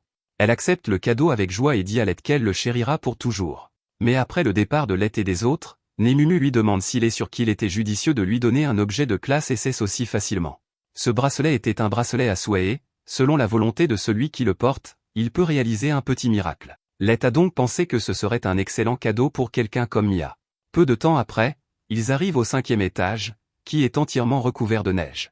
Cela joue en leur faveur, car la neige leur sert d'excellente couverture. Let dit donc à Gold et Nemunu qu'ils sont chargés de traquer Yanis pendant son absence, puis il active un objet de téléportation qui le renvoie dans sa salle du trône, dans la cité souterraine. Là, il savoure une bonne tasse de thé et demande à son équipe où en sont les opérations de vengeance. Ellie lui répond qu'elle a presque tout préparé et qu'ils pourront passer à la phase suivante d'ici peu. Let est ravi de l'apprendre et dit à Ellie qu'elle est libre d'utiliser toutes les ressources nécessaires pour que tout se passe bien. En attendant, il demande à Mai de continuer à gérer les affaires ici, dans l'abîme, et à Oyuki de poursuivre ses missions de reconnaissance. À ce moment-là, Nizuna lui demande s'il y a quelque chose qu'il souhaite qu'elle fasse en attendant, et Let ne sait pas vraiment quoi répondre, car Nizuna est plutôt inutile pour tout ce qui ne concerne pas la lutte contre les monstres, mais il ne veut pas non plus la mettre à l'écart, alors il lui dit de rester en attente pour protéger la ville au cas où un méchant puissant ferait son apparition. Cela lui suffit, et elle jure que personne ne passera devant elle pendant qu'elle monte la garde. Let est impatient que son plan se mette en œuvre, car il veut savourer l'expression misérable sur le visage de Sacha lorsqu'il la confrontera. Pendant ce temps, ailleurs dans le donjon, Gilbert et Sullivan avaient installé leur campement et montaient la garde pendant que les autres membres de leur groupe dormaient. À un moment donné, Sullivan a dû aller faire pipi, alors il s'est éloigné un instant dans la forêt, mais à son retour, il a vu la tête décapitée de Gilbert gisant sur le sol, avec Quito debout au-dessus de lui. Les deux autres ont également été tués dans leur sommeil, et Quito explique clairement qu'il agit ainsi par pure haine envers l'espèce humaine dans son ensemble. Sullivan est furieux de ce que Quito a fait, mais il est assez intelligent pour savoir qu'il n'a aucune chance contre lui. Il lance donc une bombe fumigène et se met à courir pour pouvoir retourner à la guilde et rapporter ce qui s'est passé. Il pense avoir de bonnes chances de s'échapper, car la plupart des sorts magiques sont inutiles si l'on ne sait pas où se trouve son adversaire. Cependant, il est soudainement frappé dans le dos par quelque chose, et lorsqu'il lève les yeux, il voit Quito chevauchant un overboard magique. Il est ensuite assommé un instant plus tard par Yannick, qui reproche à Quito d'avoir tué tous les humains alors qu'il avait clairement demandé de les capturer vivants. Quito ne voit pas où est le problème, car cela n'a aucune importance s'il a tué quelques humbles humains, et ce n'est pas comme si Yannick se souciait vraiment de leur vie. Mais il a besoin d'autant de cobayes que possible, car ses recherches sont actuellement instables, et Sullivan est voué à mourir des effets secondaires bien avant que Yannick ne les perfectionne. Ils doivent donc trouver d'autres cobayes humains. Peu après, à la surface, Nemunu se dispute avec la réceptionniste de la guilde pour essayer d'obtenir une promotion pour Light. Mais bien que la réceptionniste soit consciente de la force de Light, elle a déjà fait une exception en le promouvant récemment durant F-Orandé, et trop peu de temps s'est écoulé pour qu'elle envisage une autre exception. Elle lui dit toutefois que s'il accomplit à nouveau quelque chose d'extraordinaire, la guilde n'aura d'autre choix que de le promouvoir. Light décide donc de tenter sa chance. Après avoir fouillé les environs toute la journée, il trouve un tract mentionnant un tueur d'aventuriers inconnus. Traquer ce tueur devrait être un exploit suffisant, il décide donc de se lancer à sa poursuite. Cependant, il n'a aucune piste à suivre, ce qui rend la tâche difficile. Gold lui suggère d'utiliser son pouvoir gacha pour obtenir une carte qui l'aidera à retrouver le tueur, mais Light lui répond que les cartes qu'il obtient sont complètement aléatoires, et que les chances qu'il reçoive une carte de pistage sont donc très minces. Dans ce cas, Nemunu demande s'il ne devrait pas retourner dans l'abîme pour trouver quelqu'un qui aurait des compétences plus adaptées à la traque, ce qui semble être une bonne idée, mais cela prendrait trop de temps, et il ne veut pas perdre trop de temps à attraper le tueur. Celui-ci semble cibler exclusivement les humains, et il ne veut pas laisser cela impuni. À ce moment-là, les trois sentent une faille spatiale s'ouvrir dans la pièce, ce qui signifie que quelque chose est sur le point d'apparaître. Ils se mettent donc en formation de combat et attendent de voir ce que c'est. Cependant, à la surprise de Light, lorsque le portail s'ouvre, il voit Mia tomber du portail, inconsciente, et après l'avoir rattrapée, le bracelet miracle qu'il lui a donné se brise en deux. Light n'a aucune idée de ce qui lui est arrivé, mais il sait que cela doit être grave. Il la porte donc jusqu'à son lit et, ce faisant, l'entend marmonner qu'elle doit se dépêcher de lui dire quelque chose. Il jette un sort de guérison sur Mia pour l'aider à se remettre, mais elle n'est toujours pas en état de parler. Light s'excuse, mais il va devoir fouiller un peu dans son esprit. Il lui jette un puissant sortilège mental et, ce faisant, il voit un flashback de Mia et du reste de son groupe rencontrant un deuxième groupe d'aventuriers. Le deuxième groupe les a avertis de faire attention, car on a signalé la présence d'un tueur d'aventuriers dans les environs, et cet homme ne s'en prendrait qu'aux humains. Les enfants en avaient entendu parler, mais ils pensaient qu'il s'agissait simplement d'un monstre solitaire. Cependant, maintenant qu'ils y réfléchissent, un monstre ne s'attaquerait pas spécifiquement aux humains. Après avoir entendu cela, Mia s'inquiète car elle sait que leur groupe n'aurait aucune chance si le tueur les attaquait, et il en va de même pour l'autre groupe d'aventuriers, c'est pourquoi il prévoit de quitter les lieux dès que possible. Avant de partir, le deuxième groupe dit aux enfants qu'ils devraient probablement quitter le donjon eux aussi, car tant que le tueur n'aura pas été capturé, les humains ne seront pas en sécurité ici. Les enfants prennent cet avertissement au sérieux et décident de partir dès que possible, mais comme ils ne s'attendaient pas à devoir remonter à la surface en urgence, ils sont tous très fatigués. Ils ne parviennent donc pas à revenir avant la tombée de la nuit, mais ils ne peuvent pas s'arrêter, car ils ne savent pas quand le tueur frappera à nouveau.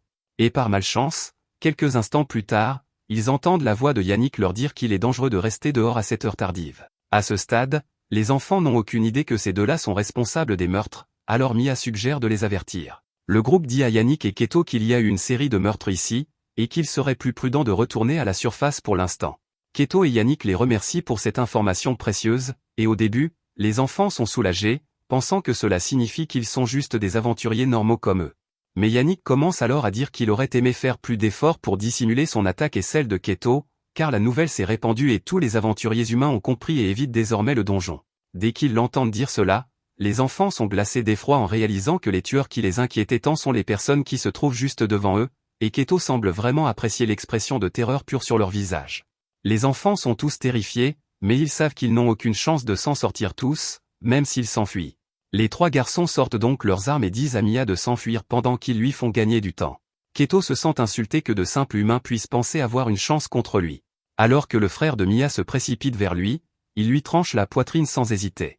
Il fait de même avec les deux autres, et bien qu'ils ne soient pas encore morts, leurs blessures sont si graves qu'ils sont pratiquement à l'article de la mort. Malgré cela, ils se remettent debout et crient à Mia de s'enfuir pendant qu'il se précipite sur Keto, ce qui le met encore plus en colère, alors il décide de les tuer sans hésiter. Yannick lui crie dessus, car il ne pourra plus utiliser ces deux-là comme cobayes maintenant qu'ils sont morts. Cependant, Keto lui dit de se taire, car il n'était pas question de les laisser vivre alors qu'il lui manquait de respect, se battant pour leur vie et tout ça, donc Yannick devrait toujours pouvoir mener à bien ses expériences. Yannick admet qu'un magicien est particulièrement précieux en tant que sujet de recherche, mais il dit que ces garçons auraient pu être tout aussi précieux, alors Keto promet de ne plus tuer d'autres cobayes à partir de maintenant.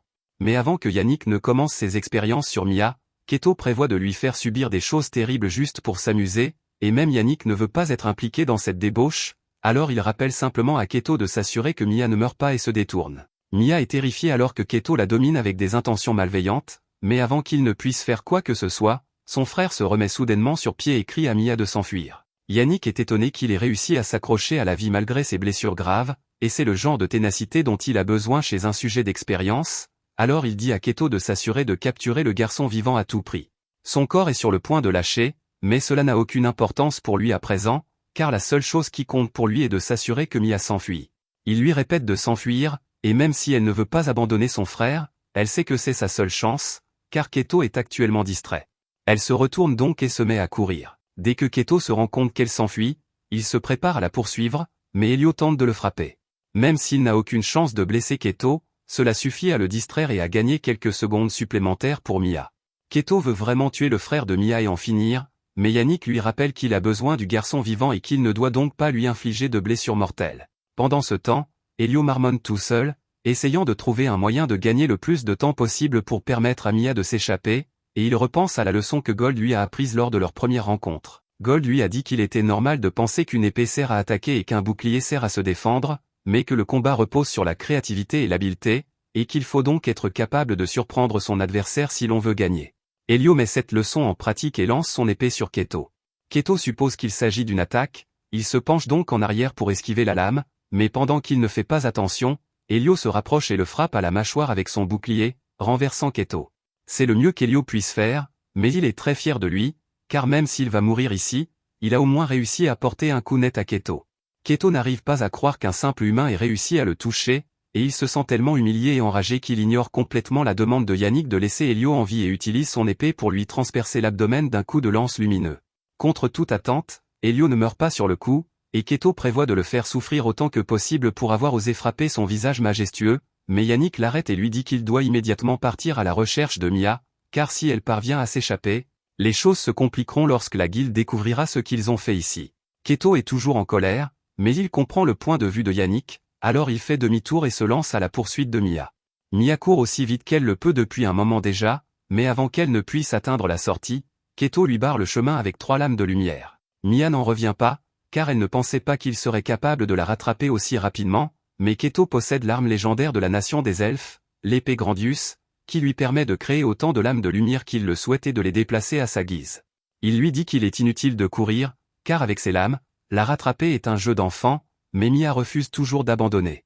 Elle jette un sort et lance quelques glaçons sur Keto afin de lui obstruer la vue et de pouvoir s'échapper dans la forêt, mais après avoir couru quelques minutes supplémentaires, Keto la retrouve et la jette à terre. Il lui dit qu'elle devrait être reconnaissante d'être sacrifiée pour le bien d'un futur héros légendaire comme lui, mais Mia lui crie qu'il ne mérite pas d'être appelé ainsi.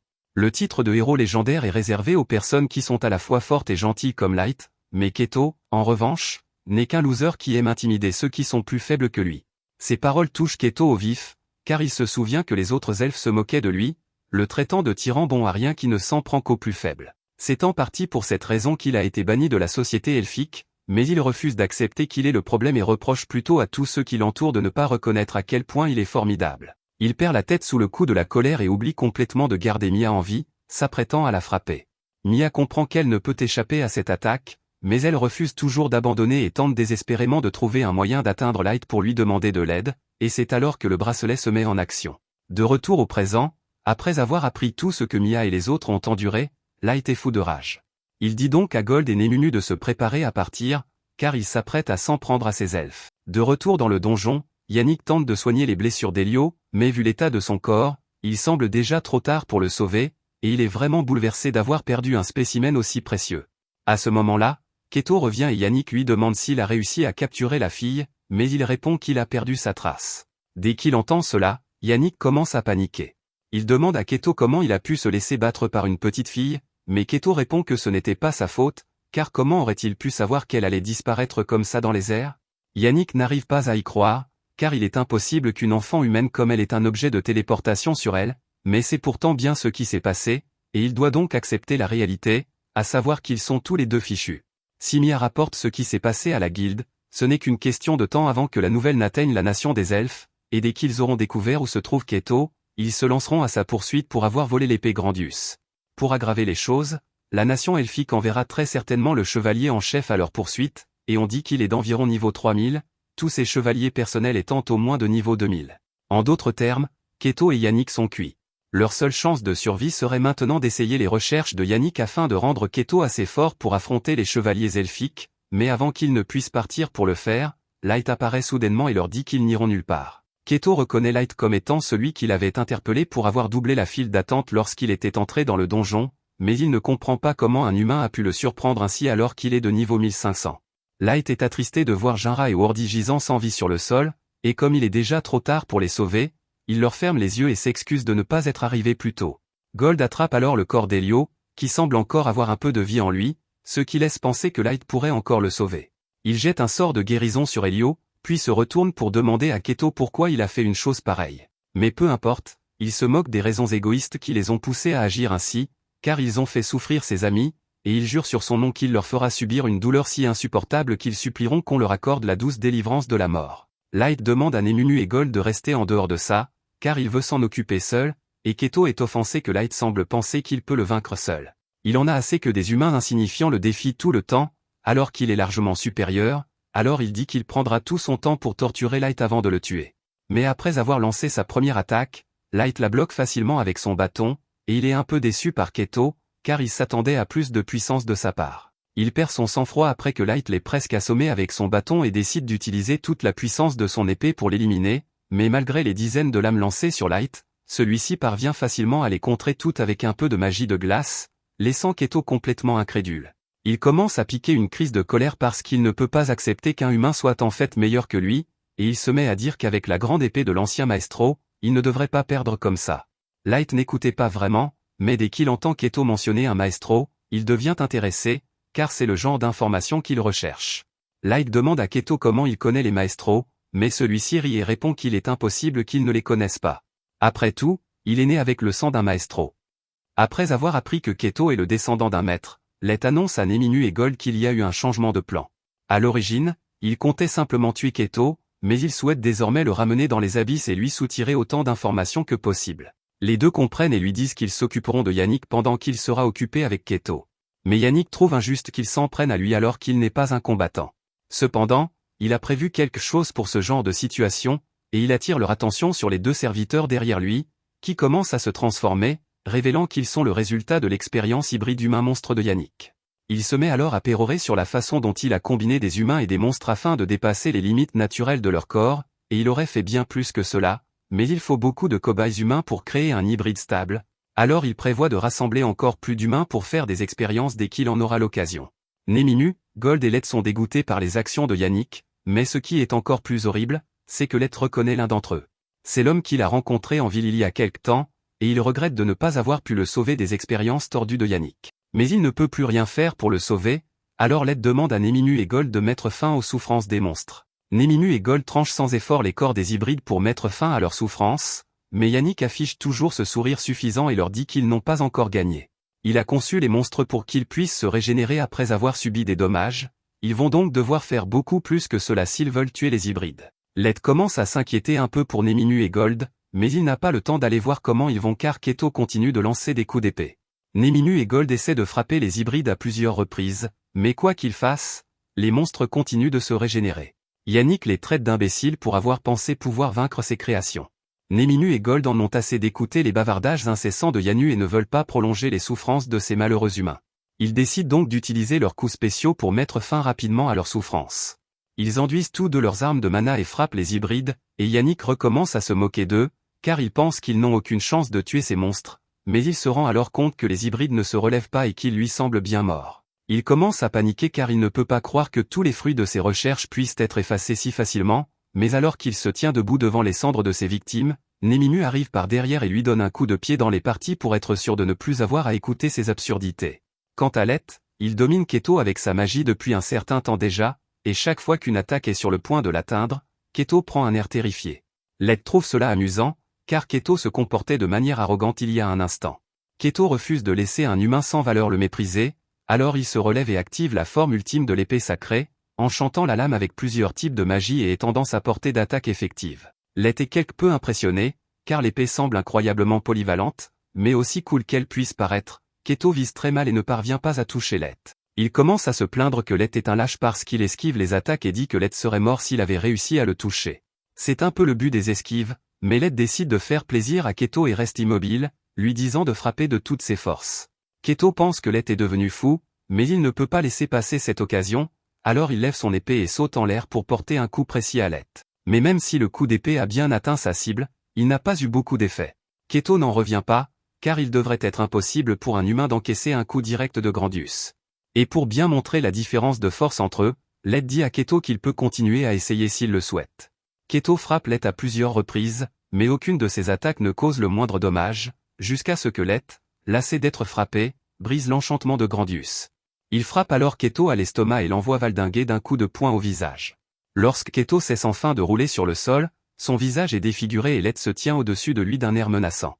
Il dit qu'il a beaucoup de questions à poser à Keto, donc il ne le tuera pas tout de suite, du moins pas avant qu'il ait souffert plusieurs fois plus que ce qu'il a fait subir à toutes ses victimes. Keto comprend que Lett ne bluffe pas et qu'il n'a aucun moyen de se sortir de cette situation, alors il se résout à supplier pour avoir la vie sauve. Il dit à Lett qu'il vient de la nation elfique et qu'il était autrefois le prochain capitaine des Chevaliers Blancs, et qu'il lui donnera toutes les informations qu'il veut s'il fait preuve de clémence. Keto a l'air vraiment pathétique à ce moment-là, et la vue de son visage énerve vraiment Lett, car il se disait auparavant un héros légendaire, mais il abandonne si facilement. Un héros est censé se battre jusqu'au bout pour ce en quoi il croit, même lorsque les chances ne sont pas en sa faveur, mais aussi arrogant soit-il, Keto n'a même pas pu le faire. Au contraire, Elio, Jinra et Wordy sont les véritables héros ici, car ils ont tenu tête à Keto et Yannick pour protéger Mera, même s'ils savaient qu'ils n'avaient aucune chance. Lett s'excuse auprès des cadavres de Jinra et Wordy de ne pas avoir pu les sauver, mais il dit qu'il fera tout ce qui est en son pouvoir pour s'assurer qu'Elio survive, alors ils vont immédiatement retourner dans l'abîme. À ce moment-là, Keto prend la parole et demande ce qui va lui arriver. Lett répond qu'il va le ramener chez lui avec Yannick, car il a beaucoup de questions auxquelles il souhaite obtenir des réponses. Quelques instants plus tard, Lett active son sort de téléportation, et lorsque Keto et Yannick ouvrent les yeux, ils sont stupéfaits de se retrouver dans un endroit complètement différent. Yannick n'arrive pas à croire ce qui vient de se passer, alors il demande à Lett où il se trouve actuellement, et celui-ci lui répond qu'ils sont dans la partie la plus profonde du donjon des abysses. Yannick est choqué d'apprendre qu'ils ont été envoyés du donjon de Dega jusqu'au donjon des abysses, mais il ne comprend pas pourquoi Lett les a amenés ici. Lett répond que c'est simplement là où il vit, mais Yannick et Keto refusent de croire qu'une personne puisse vouloir vivre dans le donjon le plus difficile au monde. Dès qu'ils ont dit cela, Nemimu commence à piétiner le dos de Yannick pour avoir osé insinuer que Lett mentait, et quelques instants plus tard, les autres arrivent pour voir ce qui se passe. Ils sont ravis que Lett soit revenu leur rendre visite, mais ils se demandent pourquoi il a amené ces affreux elfes avec lui. Lett explique que ces deux-là sont des criminels odieux qui ont mené des expériences horribles sur des humains innocents, causant la mort de nombreuses personnes, dont deux amis de Lett, mais qu'ils détiennent des informations sur ce qu'est un maître, et qu'il a donc décidé de ne pas les tuer pour l'instant. Dès que les filles apprennent ce que Keto et Yannick ont fait, elles se mettent toutes à les fixer d'un regard meurtrier et à discuter des différentes façons dont elles comptent les faire souffrir pour leurs actes. Lett s'attendait à ce genre de réaction de leur part, mais il leur fait clairement comprendre qu'ils ne sont pas autorisés à tuer ces deux-là tant qu'ils n'ont pas obtenu de toutes les informations sur les maîtres, et ils acceptent tous de se retenir si c'est ce que Lett souhaite. En attendant, Lett demande à Gold de soigner Elio, et il veut que Nemimu l'accompagne car il prévoit d'organiser des funérailles dignes de ce nom pour Jinra et Wordy. Il s'apprête à partir, mais soudain, Yannick le supplie d'attendre et le prie de reconsidérer sa décision de le punir, car tout cela est la faute de Keto. Mais Keto répond que c'est Yannick qui est responsable, car c'est lui qui lui a dit qu'il pourrait l'aider à dépasser ses limites physiques s'il l'aidait à rassembler des sujets de recherche. Ils commencent à se disputer pour savoir à qui revient l'idée de tout cela, mais Lett les interrompt et leur pose une question simple, alors qu'ils se pavanaient comme des dieux, tuant et torturant les humains faibles comme des vers, ont-ils jamais fait preuve de pitié lorsqu'ils imploraient qu'on leur laisse la vie sauve? Keto et Yannick se figent complètement, car ils savent qu'ils n'ont jamais montré la moindre pitié à aucune de leurs victimes, et leur silence en dit long à Lett. Ils leur annoncent donc qu'ils subiront le même sort et qu'ils ne peuvent rien y faire. Peu après, Mia se réveille à l'auberge de Daga et aperçoit Lett assis à côté de son lit. Elle lui demande ce qui s'est passé, car le dernier souvenir qu'elle a, c'est d'avoir été poursuivi par Keto. Lett lui explique que lui et les autres l'ont trouvé juste au moment où les tueurs d'aventuriers s'apprêtaient à la capturer, et qu'ils l'ont ramenée à l'auberge pour qu'elle puisse se reposer. Lett lui apprend également qu'ils ont réussi à soigner les blessures d'Elio et à lui sauver la vie, mais lorsqu'elle lui demande ce qui est arrivé à Jinra et Wordy, il n'a malheureusement pas de bonnes nouvelles à lui annoncer. Il lui tend une mèche de leurs cheveux et lui dit que Jinra et Wordy sont morts de leurs blessures avant qu'ils n'arrivent sur place. Mia est dévastée par cette nouvelle, mais elle est tout de même très reconnaissante à Lett d'être venu les aider, car sans lui, son frère et elle n'auraient jamais survécu. Lett se lève pour lui laisser le temps de se remettre de ses émotions, mais il se sent un peu coupable, car dans des moments comme celui-ci, il se demande si utiliser sa force uniquement dans le but de se venger est vraiment la bonne chose à faire. Le lendemain matin, Lett se rend à la guilde pour signaler l'incident du tueur d'aventuriers et fournir toutes les informations pertinentes. Cependant, il omet de mentionner qu'il a placé Keto et Yannick en détention, de sorte que la guilde pense toujours qu'ils sont quelque part dans la nature. En récompense des précieuses informations fournies par Let et pour avoir sauvé 2 victimes potentielles, lui et son groupe sont officiellement promus au rang C. Plus tard, Let s'assoit pour discuter avec Mia et Elio et leur demande ce qu'ils comptent faire maintenant. Elio lui répond qu'ils vont abandonner l'aventure et retourner dans leur ville natale. Let leur demande pourquoi ils veulent abandonner, car il est sûr qu'ils pourraient trouver un autre groupe avec lequel s'associer, mais même si c'est vrai, cela ne leur semble pas correct de former un autre groupe si peu de temps après la mort de Jinra et Wardy. De plus, ils doivent également ramener leurs dépouilles chez eux afin de pouvoir organiser les funérailles de leurs chers amis. Let comprend leurs sentiments, mais il demande à Mia ce qu'elle compte faire pour ses études de magie, car si elle est devenue aventurière, c'était avant tout pour gagner suffisamment d'argent afin de pouvoir fréquenter l'académie. Mia répond qu'elle va se concentrer sur l'auto-apprentissage pour le moment et qu'elle va travailler dur pour ne plus être une novice la prochaine fois qu'elle rencontrera Let. Après le départ de Mia et Elio, Let décide de retourner dans l'abîme pour voir comment les choses se passent là-bas, et à son arrivée, il est accueilli par Mei et Ellie. Il leur demande où en est leur enquête, et Mei lui présente un dossier contenant tout ce qu'ils ont pu apprendre de Keto et Yannick. Apparemment, les descendants d'un maestro sont connus pour monter plus facilement en niveau, et une légende raconte que si un maestro n'est pas contrôlé, cela pourrait mener à la destruction du monde entier. Cette révélation rend Let curieux de savoir à quel point un maestro doit être puissant pour avoir le potentiel de détruire le monde entier à lui seul, mais malheureusement, ils n'ont pas plus d'informations à ce sujet. Ce qu'ils ont appris jusqu'à présent provient d'une conversation que Keto a eue avec le capitaine des Chevaliers Blancs il y a quelques années, et même si Ellie a utilisé sa magie interdite pour extraire autant de souvenirs que possible, ceux-ci étaient encore très fragmentés, et ils n'ont donc pas pu en apprendre beaucoup.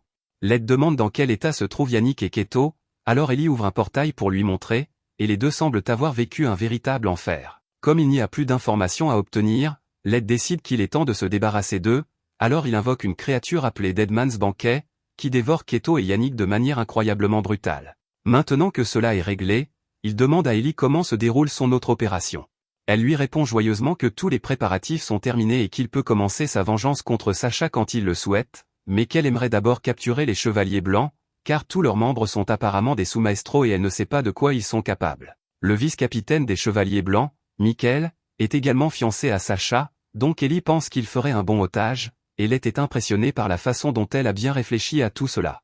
Pendant ce temps, dans la nation des elfes, Sacha s'amuse à raconter à Michael comment elle a trahi Let et l'a fait supplier pour sa vie avec une expression pitoyable sur le visage, et Michael semble beaucoup apprécier l'histoire. Il regrette même de ne pas avoir été là pour voir cela de ses propres yeux, car il a déjà été envoyé en mission pour éradiquer un village humain, et il a adoré voir à quel point les humains avaient l'air pitoyables lorsqu'ils suppliaient pour leur vie.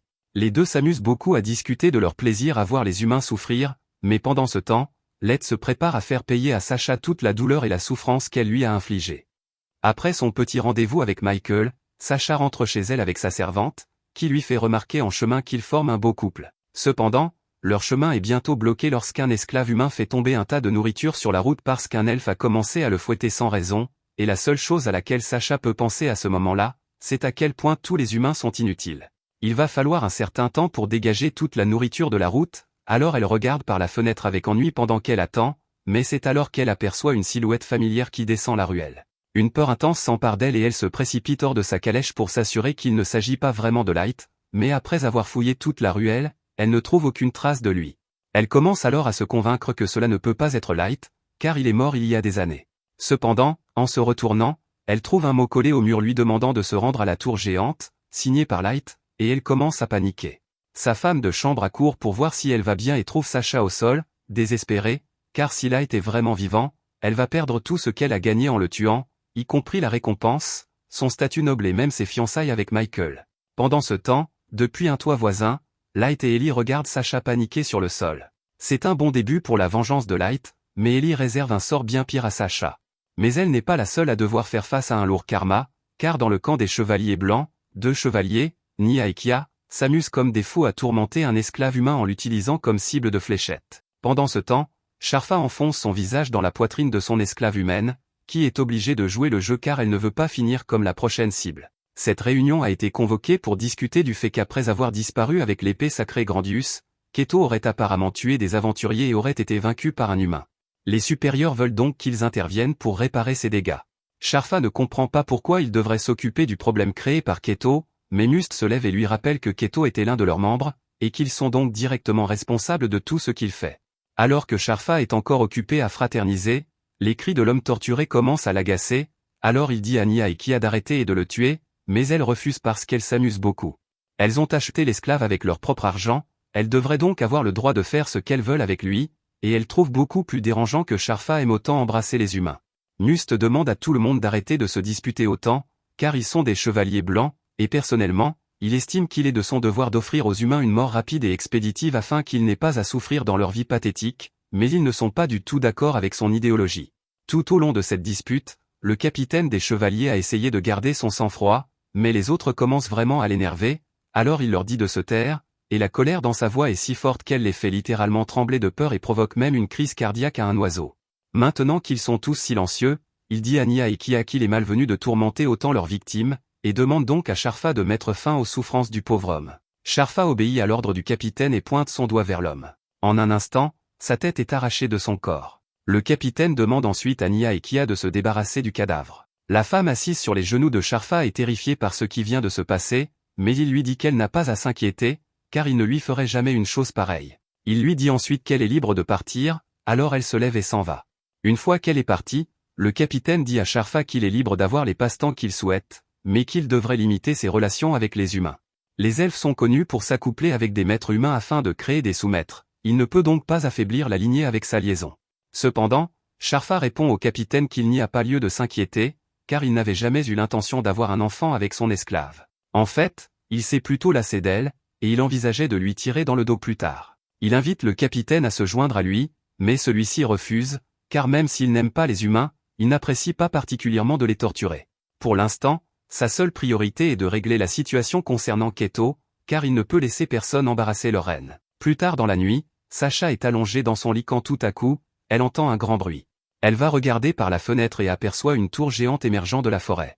Cette vision lui donne des frissons dans le dos, car elle se souvient que la lettre de Light lui disait de le retrouver dans une tour, et que ce devait être celle-là.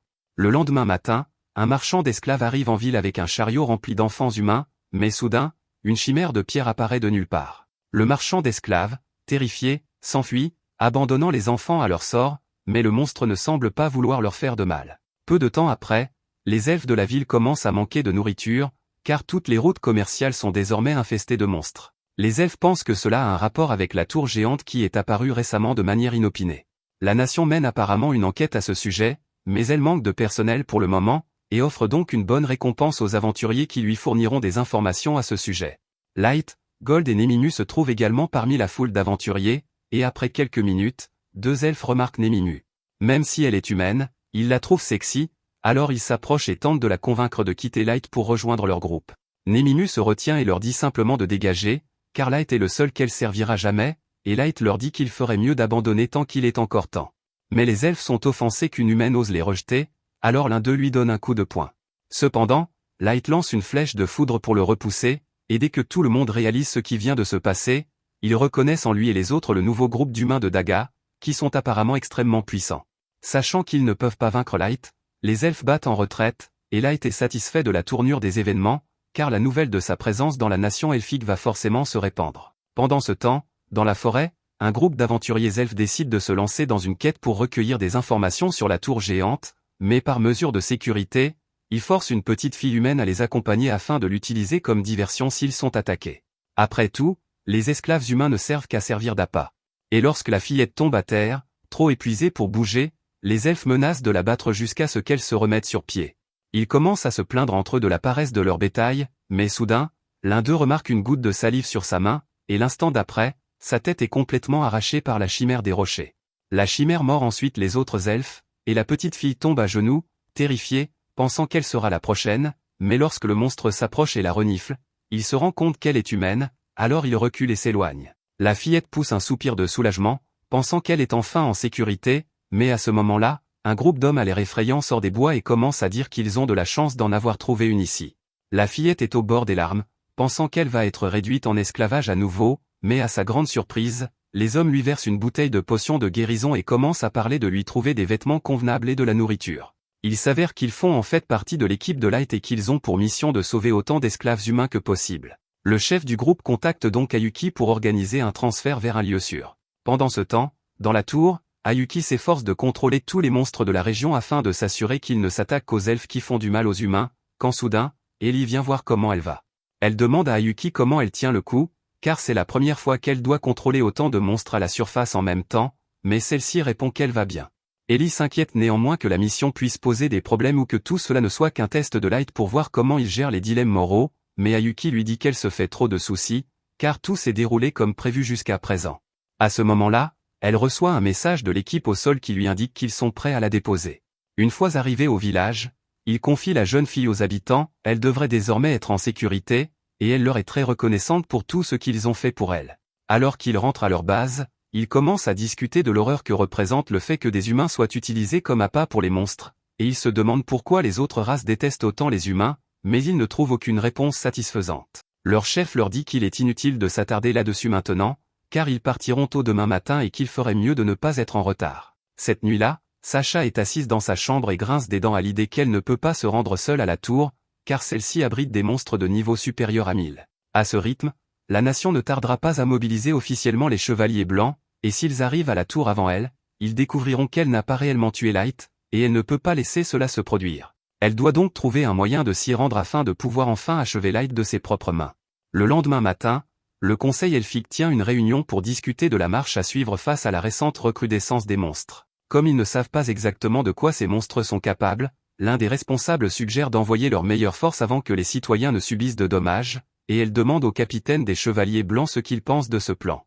Hardy répond qu'il est conscient de l'importance de protéger les citoyens, mais qu'il ne peut pas approuver un plan aussi stupide. Envoyer les Chevaliers Blancs sans information précise reviendrait à utiliser une épée raffinée pour fouiller dans la boue, et quelle que soit la qualité de l'épée, elle reste inutile si l'on ne sait pas où frapper. La reine se range du côté de Hardy sur cette question et décide que la meilleure chose à faire serait d'augmenter la récompense offerte pour toute information sur la tour. Une fois qu'ils auront recueilli suffisamment d'informations auprès des aventuriers, ils enverront les Chevaliers Blancs. Personne ne peut aller à l'encontre des ordres de la reine, la réunion est donc terminée, mais le chancelier semble lui en vouloir, car il pense que la seule raison pour laquelle la reine s'est rangée du côté de Hardy est qu'elle est sa mère. Plus tard, Hardy se rend dans les appartements de sa mère pour la remercier de l'avoir soutenue, car désormais, lui et ses hommes n'auront plus à se salir les mains en personne. Sa mère rit et répond qu'elle ne laisserait jamais son fils chéri courir un danger grave, mais que le mystère de la tour géante est une question urgente et qu'ils devront donc s'en occuper rapidement. Il lui demande si elle pense qu'il s'agit de l'arrivée d'un autre seigneur des ténèbres, mais ce n'est pas nécessairement ce qui inquiète la reine. Si un seigneur des ténèbres venait à naître, cela signifierait qu'un héros naîtrait également parmi les humains, et qu'il serait probablement un maître. Si tel était le cas, les elfes devraient soit le rallier à leur cause, soit le tuer pour éviter d'être détruit. À ce propos, Hardy se souvient avoir entendu parler d'un maître potentiel il y a quelques années, mais la reine dit que le garçon s'est avéré être normal, et qu'il a donc apparemment été éliminé. Elle lui demande pourquoi il s'intéresse autant à cette question, mais Hardy répond qu'il pensait simplement qu'il aurait aimé participer à cette mission, car il considère que tous les humains sont des parasites qui méritent d'être éliminés. Le lendemain matin, la guilde publie encore plus de quêtes pour obtenir des informations sur la tour géante, et une foule d'aventuriers se présente, dont Light et les autres. Mais alors qu'il marche, Sacha passe par là et reconnaît la voix de Light. Elle se retourne et lui demande de lui montrer son visage immédiatement. Light essaie de rester calme et lui dit qu'il porte un masque pour cacher les brûlures sur son visage et qu'il ne peut donc pas l'enlever. Cependant, Sacha l'ignore complètement et lui arrache le masque du visage. Même si Light a très envie de se jeter sur Sacha à cet instant précis, cela compromettrait le grand plan de vengeance qu'il a mis des années à préparer. Il reste donc calme et retire sa capuche, révélant d'horribles brûlures sur tout le visage. Sacha ne reconnaît pas le visage de Light à cause de ces horribles brûlures et le trouve si répugnant qu'elle lui crie dessus pour lui avoir gâché la vue avec un spectacle aussi dégoûtant, même si c'est elle qui a demandé à le voir. Après le départ de Sacha, Light révèle qu'il ne s'est pas brûlé pour garder son identité secrète et que les marques sur son visage ne sont qu'une illusion créée par le masque. Il est simplement content que cela ait été suffisamment efficace pour convaincre Sacha de le laisser tranquille pour l'instant, mais alors qu'il pénètre dans la forêt, les deux elfes que Light a humiliés plus tôt semblent toujours lui en vouloir. Light remarque que les elfes le poursuivent, mais il a des choses plus importantes à régler pour le moment, alors il décide de leur donner une chance et les avertit de reculer s'ils ne veulent pas mourir. Cependant, les elfes pensent qu'il bluffe, car il est impossible qu'un humain puisse les battre, alors ils continuent à le poursuivre, et Light choisit simplement de les ignorer pour l'instant, car ils ne valent pas la peine qu'ils s'arrêtent pour s'occuper d'eux. Peu de temps après, Light et les autres arrivent finalement au lieu de rendez-vous convenu, mais personne d'autre n'est encore là, alors il semble qu'ils vont devoir attendre quelques minutes. Mais à ce moment-là, les deux elfes parviennent à les rattraper, et Lett est sincèrement impressionné qu'ils aient réussi à le suivre jusqu'ici. Leur dévouement est vraiment louable, mais c'est dommage que ce soit la seule chose positive à leur sujet.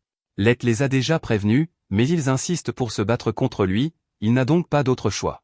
Il appelle Mera et lui demande de s'occuper de ces deux-là à sa place, tandis que les deux elfes se moquent de Lett à cœur joie, pensant qu'ils vont lui faire payer son manque de respect. Cependant, leurs sourires disparaissent rapidement dès que Mera apparaît, et elle leur dit qu'il est déjà trop tard pour supplier qu'on leur laisse la vie sauve, car dès l'instant où ils ont commencé à insulter Lett, leur sort était scellé. Mera se met alors à dévorer les deux elfes, et une fois qu'elle a terminé, Lett s'excuse de lui avoir fait perdre son temps avec une affaire aussi insignifiante, mais elle répond que ce n'est pas grave, car pour lui, elle serait prête à dévorer 1000 elfes, même s'ils ont un goût horrible. Peu après, le reste de l'équipe arrive, et Lett est heureux de les voir. Il leur demande de l'accompagner à travers la forêt jusqu'à la tour, car il est impossible de s'y rendre en volant avec autant d'autres aventuriers dans les parages. Suzu prend les choses en main et commence à montrer le chemin vers la tour. En chemin, Gold dit qu'il est heureux de revoir Jacques, mais il est surpris qu'il ait pris le temps de venir jusqu'ici alors qu'il n'était pas obligé de le faire. Jacques explique que c'est surtout Ellie qui lui a suggéré de venir, mais qu'il ne voulait pas non plus laisser Lett seul pour faire tout le travail difficile.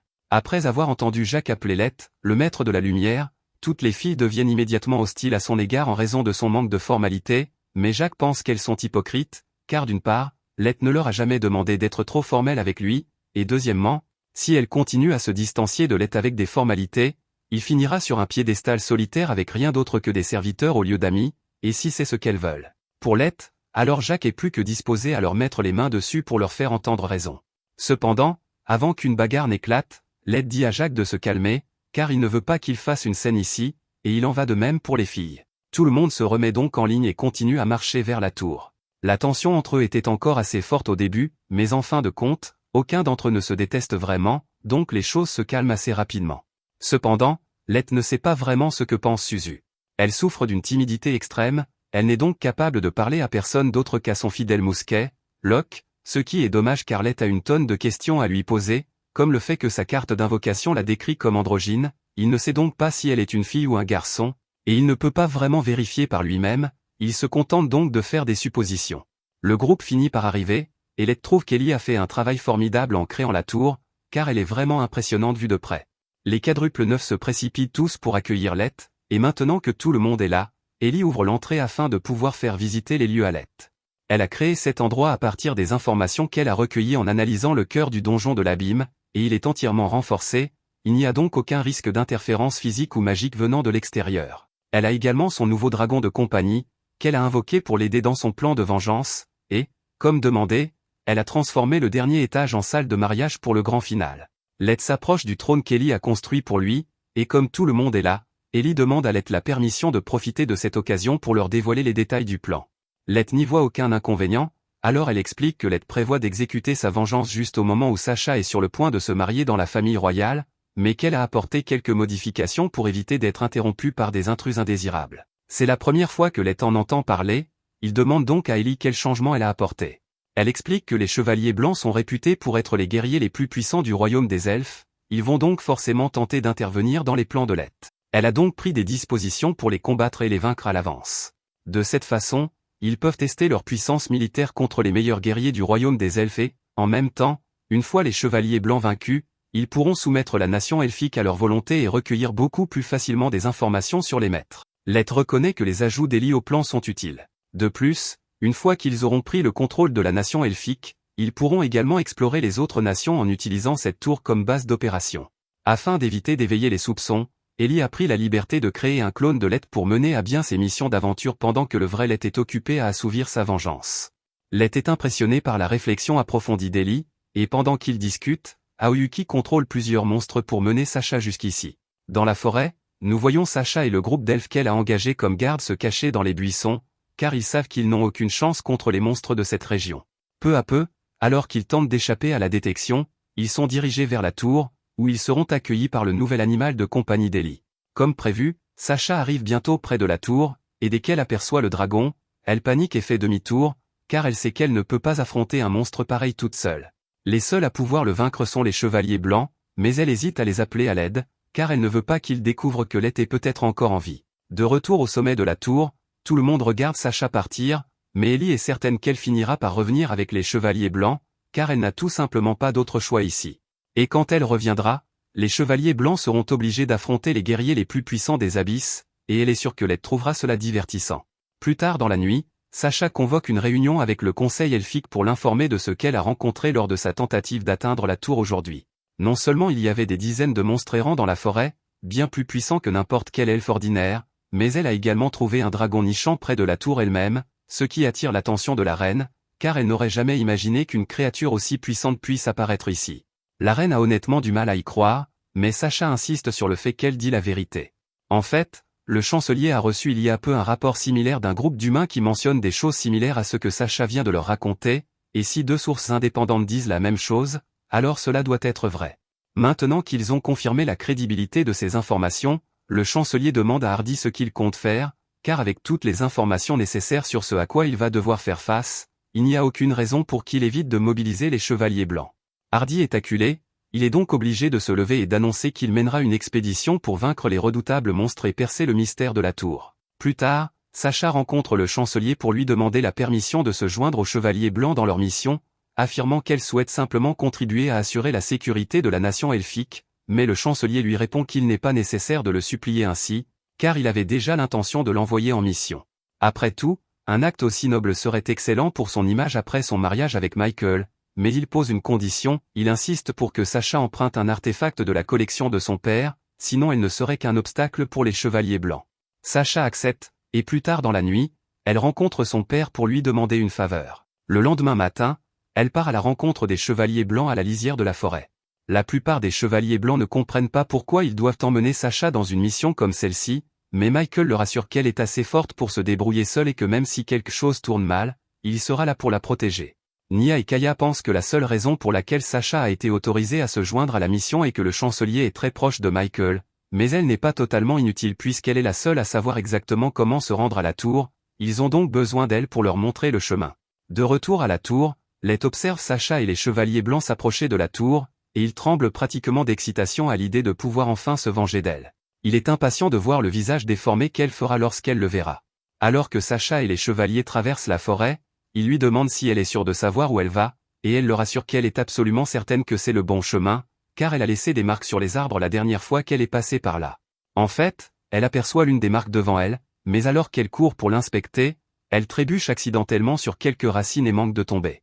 Cependant, Michael la rattrape à temps et lui dit que même s'il comprend qu'elle est impatiente d'arriver au château, il détesterait la voir se blesser ici, et qu'elle doit donc faire attention. Ils finissent par arriver à la tour, qui est tout aussi impressionnante qu'il l'imaginait. Michael félicite Sacha d'avoir si bien réussi à les mener jusqu'ici, mais soudain, les portes de la tour s'ouvrent et une bande de monstres de pierre en émerge. Les chevaliers blancs pourraient probablement réduire leur nombre dès maintenant, mais Hardy pense que c'est trop risqué, alors il leur dit d'attendre la diversion qu'ils ont payée à ces aventuriers pour créer. Peu après, une série de feux d'artifice est lancée dans la forêt, alertant les monstres et les poussant à partir à la recherche de la source du bruit. Il ne reste plus qu'à s'occuper du dragon qui se trouve quelque part à l'intérieur, alors Hardy annonce à tout le monde qu'ils vont bientôt entrer et lance son sort de silence signature. Ce sort est spécial, car il élimine tous les sons à portée, créant une zone de silence complet et leur permettant de se déplacer sans être détectés. Cependant, alors qu'ils courent, ils tombent soudainement dans un piège de téléportation et, l'instant d'après, ils se retrouvent tous séparés dans différentes pièces de la tour.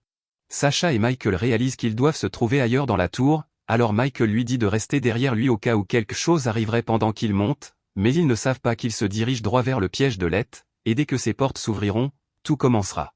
Pendant ce temps, Kia et Nia sont également perdus dans la tour, elles décident donc de partir à la recherche des autres afin de se regrouper dès que possible. Cependant, elles entendent soudainement des bruits de pas qui se rapprochent, et il s'avère que ce sont Aissat et Mera. Ils se disputent pour savoir qui s'occupera en premier de leur proie, et après avoir entendu ces deux-là les traiter de proie, Nia et Kia sont très offensées. Elles demandent aux deux qui elles pensent être, et Mera répond quels sont leurs adversaires, même si elle ne pense pas que cela va être un combat difficile, car Nia et Kia sont loin d'être assez fortes pour représenter une menace pour elle. Cette remarque met les jumelles hors d'elles, car elles refusent d'être méprisées par deux humains insignifiants. Elles se mettent alors à courir dans la pièce et déclarent qu'elles vont leur couper tous les membres et les transformer en jouets, sous le regard amusé de Mera et Aissat. Ailleurs dans la tour, Sharfa est tout seul et il est vraiment déçu de ne pas avoir repéré le piège de téléportation avant qu'il ne se déclenche. Il n'a aucune idée de l'endroit où il se trouve, mais il sent que quelqu'un l'observe depuis le coin de la pièce, alors il crie pour que cette personne sorte et lui parle face à face.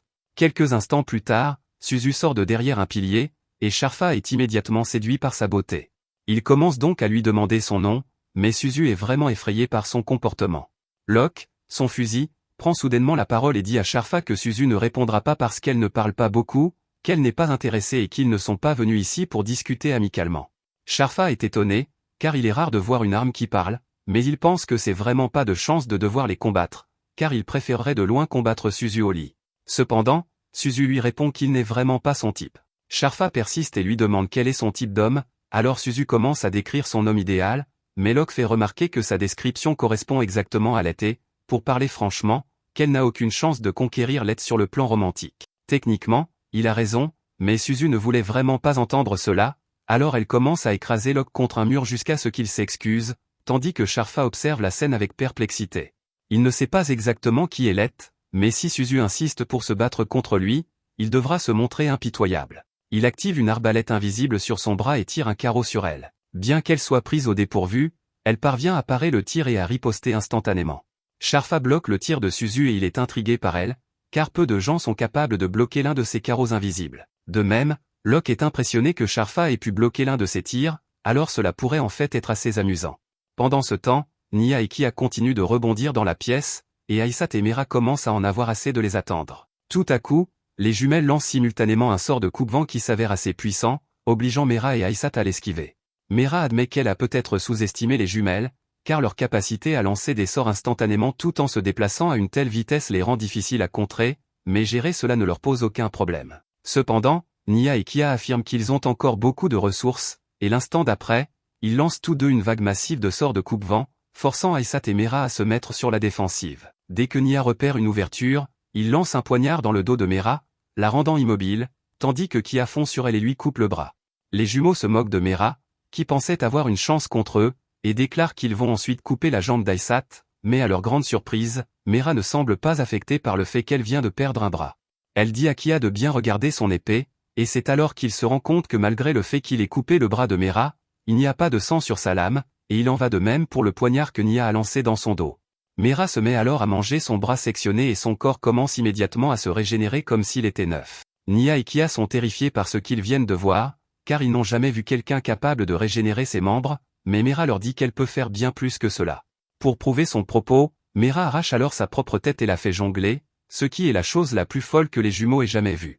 Elle explique que son corps est constitué d'un amalgame de différentes créatures, ce qui rend sa mort pratiquement impossible, et au cas où il se poserait la question, elle leur indique que son niveau est de 7777. Aisat ajoute que son niveau est le même que celui de Mera, ce qui signifie qu'elle surpasse largement les jumeaux, mais ceux-ci refusent de le croire. Ils n'ont jamais entendu parler de personnes ayant des niveaux aussi élevés, ils supposent donc que Mera et Aisat bluffent, car si leur niveau était vraiment aussi élevé, ils n'auraient pas eu besoin d'esquiver ces attaques plus tôt. Aisat explique que c'était l'idée de Nya pour rendre ce combat plus divertissant pour les taquinant, alors elles ont fait semblant d'être plus faibles que d'habitude pour leur donner un faux sentiment de confiance. Les jumelles refusent toujours d'accepter cela et lancent une nouvelle vague de coups de vent sur les deux filles, mais cette fois, Mera et Aisat décident de ne pas bouger, tous les coups rebondissent littéralement sur leur corps. Nya et Kia commencent à désespérer, alors elles se précipitent pour attaquer les deux avec leurs épées, mais même si elles ne se défendent pas du tout, les coups n'ont aucun effet, et c'est à ce moment-là que Nya et Kia réalisent qu'elles sont largement surpassées, alors elles font la seule chose raisonnable à laquelle elles peuvent penser. Elles s'enfuient.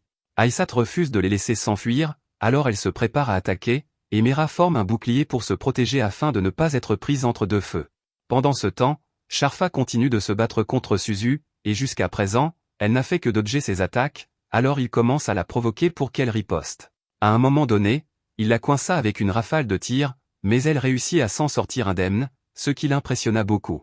Il lui demanda donc une nouvelle fois de devenir sa petite amie, après tout, quel que soit ce Lett qu'elle aime, un loser comme lui ne pouvait pas être assez bien pour elle. Cependant, dire cela a été la plus grande erreur de sa vie, car jusqu'à présent, Suzu le considérait simplement comme une légère nuisance, mais dès que ces mots ont quitté la bouche de Sharfa, elle n'a plus eu que des intentions meurtrières à son égard. De retour auprès de Nya et Kia, celles-ci viennent de se heurter à un mur dans leur tentative de fuite, alors Kia suggère qu'elle court le long de celui-ci, car il les mènera finalement à une sortie. Cependant, elles sont soudainement frappées par une vague de chaleur et réalisent qu'elle doit provenir d'Aisat. À ce rythme, elles vont mourir brûlées si elles ne font pas quelque chose rapidement, alors elles décident toutes les deux de travailler ensemble pour créer un mur de glace. Cependant, immédiatement après la création du mur de glace, celui-ci commence à fondre sous l'effet de la chaleur intense. Elles sont donc obligées de continuer à le recréer encore et encore jusqu'à ce que leur mana ne soit plus suffisant pour suivre le rythme et que leur corps commence à brûler. Le plus fou, c'est qu'Aysat n'a même pas encore lancé son attaque, toute cette chaleur ayant été générée uniquement par la charge de son attaque. Du côté de Sharfa, il est en train d'apprendre à ses dépens pourquoi il ne faut pas mettre Suzu en colère. Elle tire d'innombrables balles et les verrouille toutes sur Sharfa, qui est donc contraint de courir pour sauver sa vie. Il tente de riposter avec son arbalète et aurait peut-être pu livrer un combat acharné contre Suzu à pleine puissance, mais malheureusement pour lui, chacune de ces balles inflige des effets de statue lorsqu'elle touche sa cible. Ainsi, lorsque la première balle l'atteint, il subit l'effet de statue, confusion, et, à partir de là, il n'est plus en mesure de riposter, si bien qu'il est rapidement réduit en gruau. Kia et Nia sont également en piteux état, mais elles sont toujours en vie grâce à l'un des enchantements qu'Ellie a placé sur la tour, celui-ci limite automatiquement les dégâts pour s'assurer que personne ne meurt prématurément, et c'est une bonne chose, car sans lui, ces deux-là ne seraient plus qu'un tas de cendres à présent. Toutes deux sont à peine capables de parler, mais elles commencent à implorer pitié, ce que Mera trouve hilarant, car d'après les informations qu'ils ont recueillies à leur sujet, elles prennent toujours plaisir à tourmenter sans pitié et sans raison les esclaves humains. Elle leur fait savoir que la pitié est un luxe qui ne leur sera pas accordé, car elle a reçu l'ordre de l'aide de les interroger pour obtenir des informations tout en leur infligeant autant de douleurs et de tourments que possible. Ils ont donc beaucoup de souffrances à endurer. Les deux essaient de la supplier de ne pas faire cela, mais avant même qu'ils aient pu finir de parler, elle leur enfonce soudainement deux anguilles dans la gorge pour commencer leur torture. Du côté de Suzu, Sharfa est à peine capable de bouger à cause de tous les effets négatifs qu'elle lui a infligés, mais Suzu est toujours en colère, alors elle s'approche de lui et commence à lui piétiner le visage. Locke la supplie de se calmer, car ils ont reçu l'ordre strict de ne pas tuer Sharfa. De plus, vu sa position actuelle, il peut clairement voir ses sous-vêtements. Cette dernière remarque fait sortir Suzu de sa rage aveugle, car elle est gênée et réalise qu'elle est allée trop loin. Elle se met à pleurer, pensant que Let va être en colère contre elle pour avoir ignoré ses instructions, mais Let, qui observe la scène depuis sa salle du trône, n'est pas en colère, il est juste déçu que le combat se soit terminé si tôt.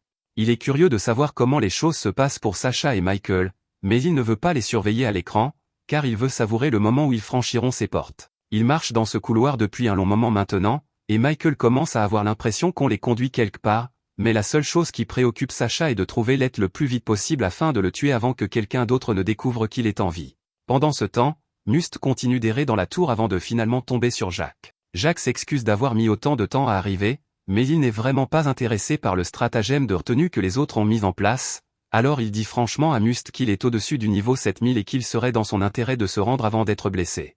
Must refuse de croire une affirmation aussi farfelue, car même le capitaine n'est qu'au niveau 3000, donc Jack doit bluffer. Jack se moque que Must le croit ou non, mais il n'aime vraiment pas s'en prendre aux faibles, alors il prévoit d'en finir rapidement. Must est furieux que Jack l'ait traité de faible, alors il prépare sa hache et s'apprête à le frapper. Cependant, Jack repousse sans effort la hache et se moque de lui en lui disant qu'il est trop lent. Must n'en revient pas, mais il refuse d'abandonner et se jette à nouveau dans la bataille pour attaquer à nouveau. Une fois de plus, Jack repousse toutes les attaques de Must, puis d'un simple mouvement du doigt, il envoie Must directement dans l'un des piliers. Must a enfin compris que Jack était bien plus fort que lui, mais il n'arrive toujours pas à concevoir qu'une personne puisse dépasser le niveau 7000, car il ne savait même pas que cela existait. Il refuse néanmoins d'accepter que ce soit la fin, car il a encore tant de personnes à sauver. Mais en parlant de sauver des gens, Jack sait tout de ce que Must considère comme « sauver ». Dans son esprit, les humains ne sont rien d'autre que des insectes qui infestent le monde des elfes, et il estime donc qu'il est de son devoir de les exterminer tous pour les sauver de leur existence insatisfaisante. Il refuse de laisser Jack se mettre en travers de son chemin, alors il fait appel au pouvoir de son arme et sacrifie une partie de sa force vitale pour augmenter sa puissance.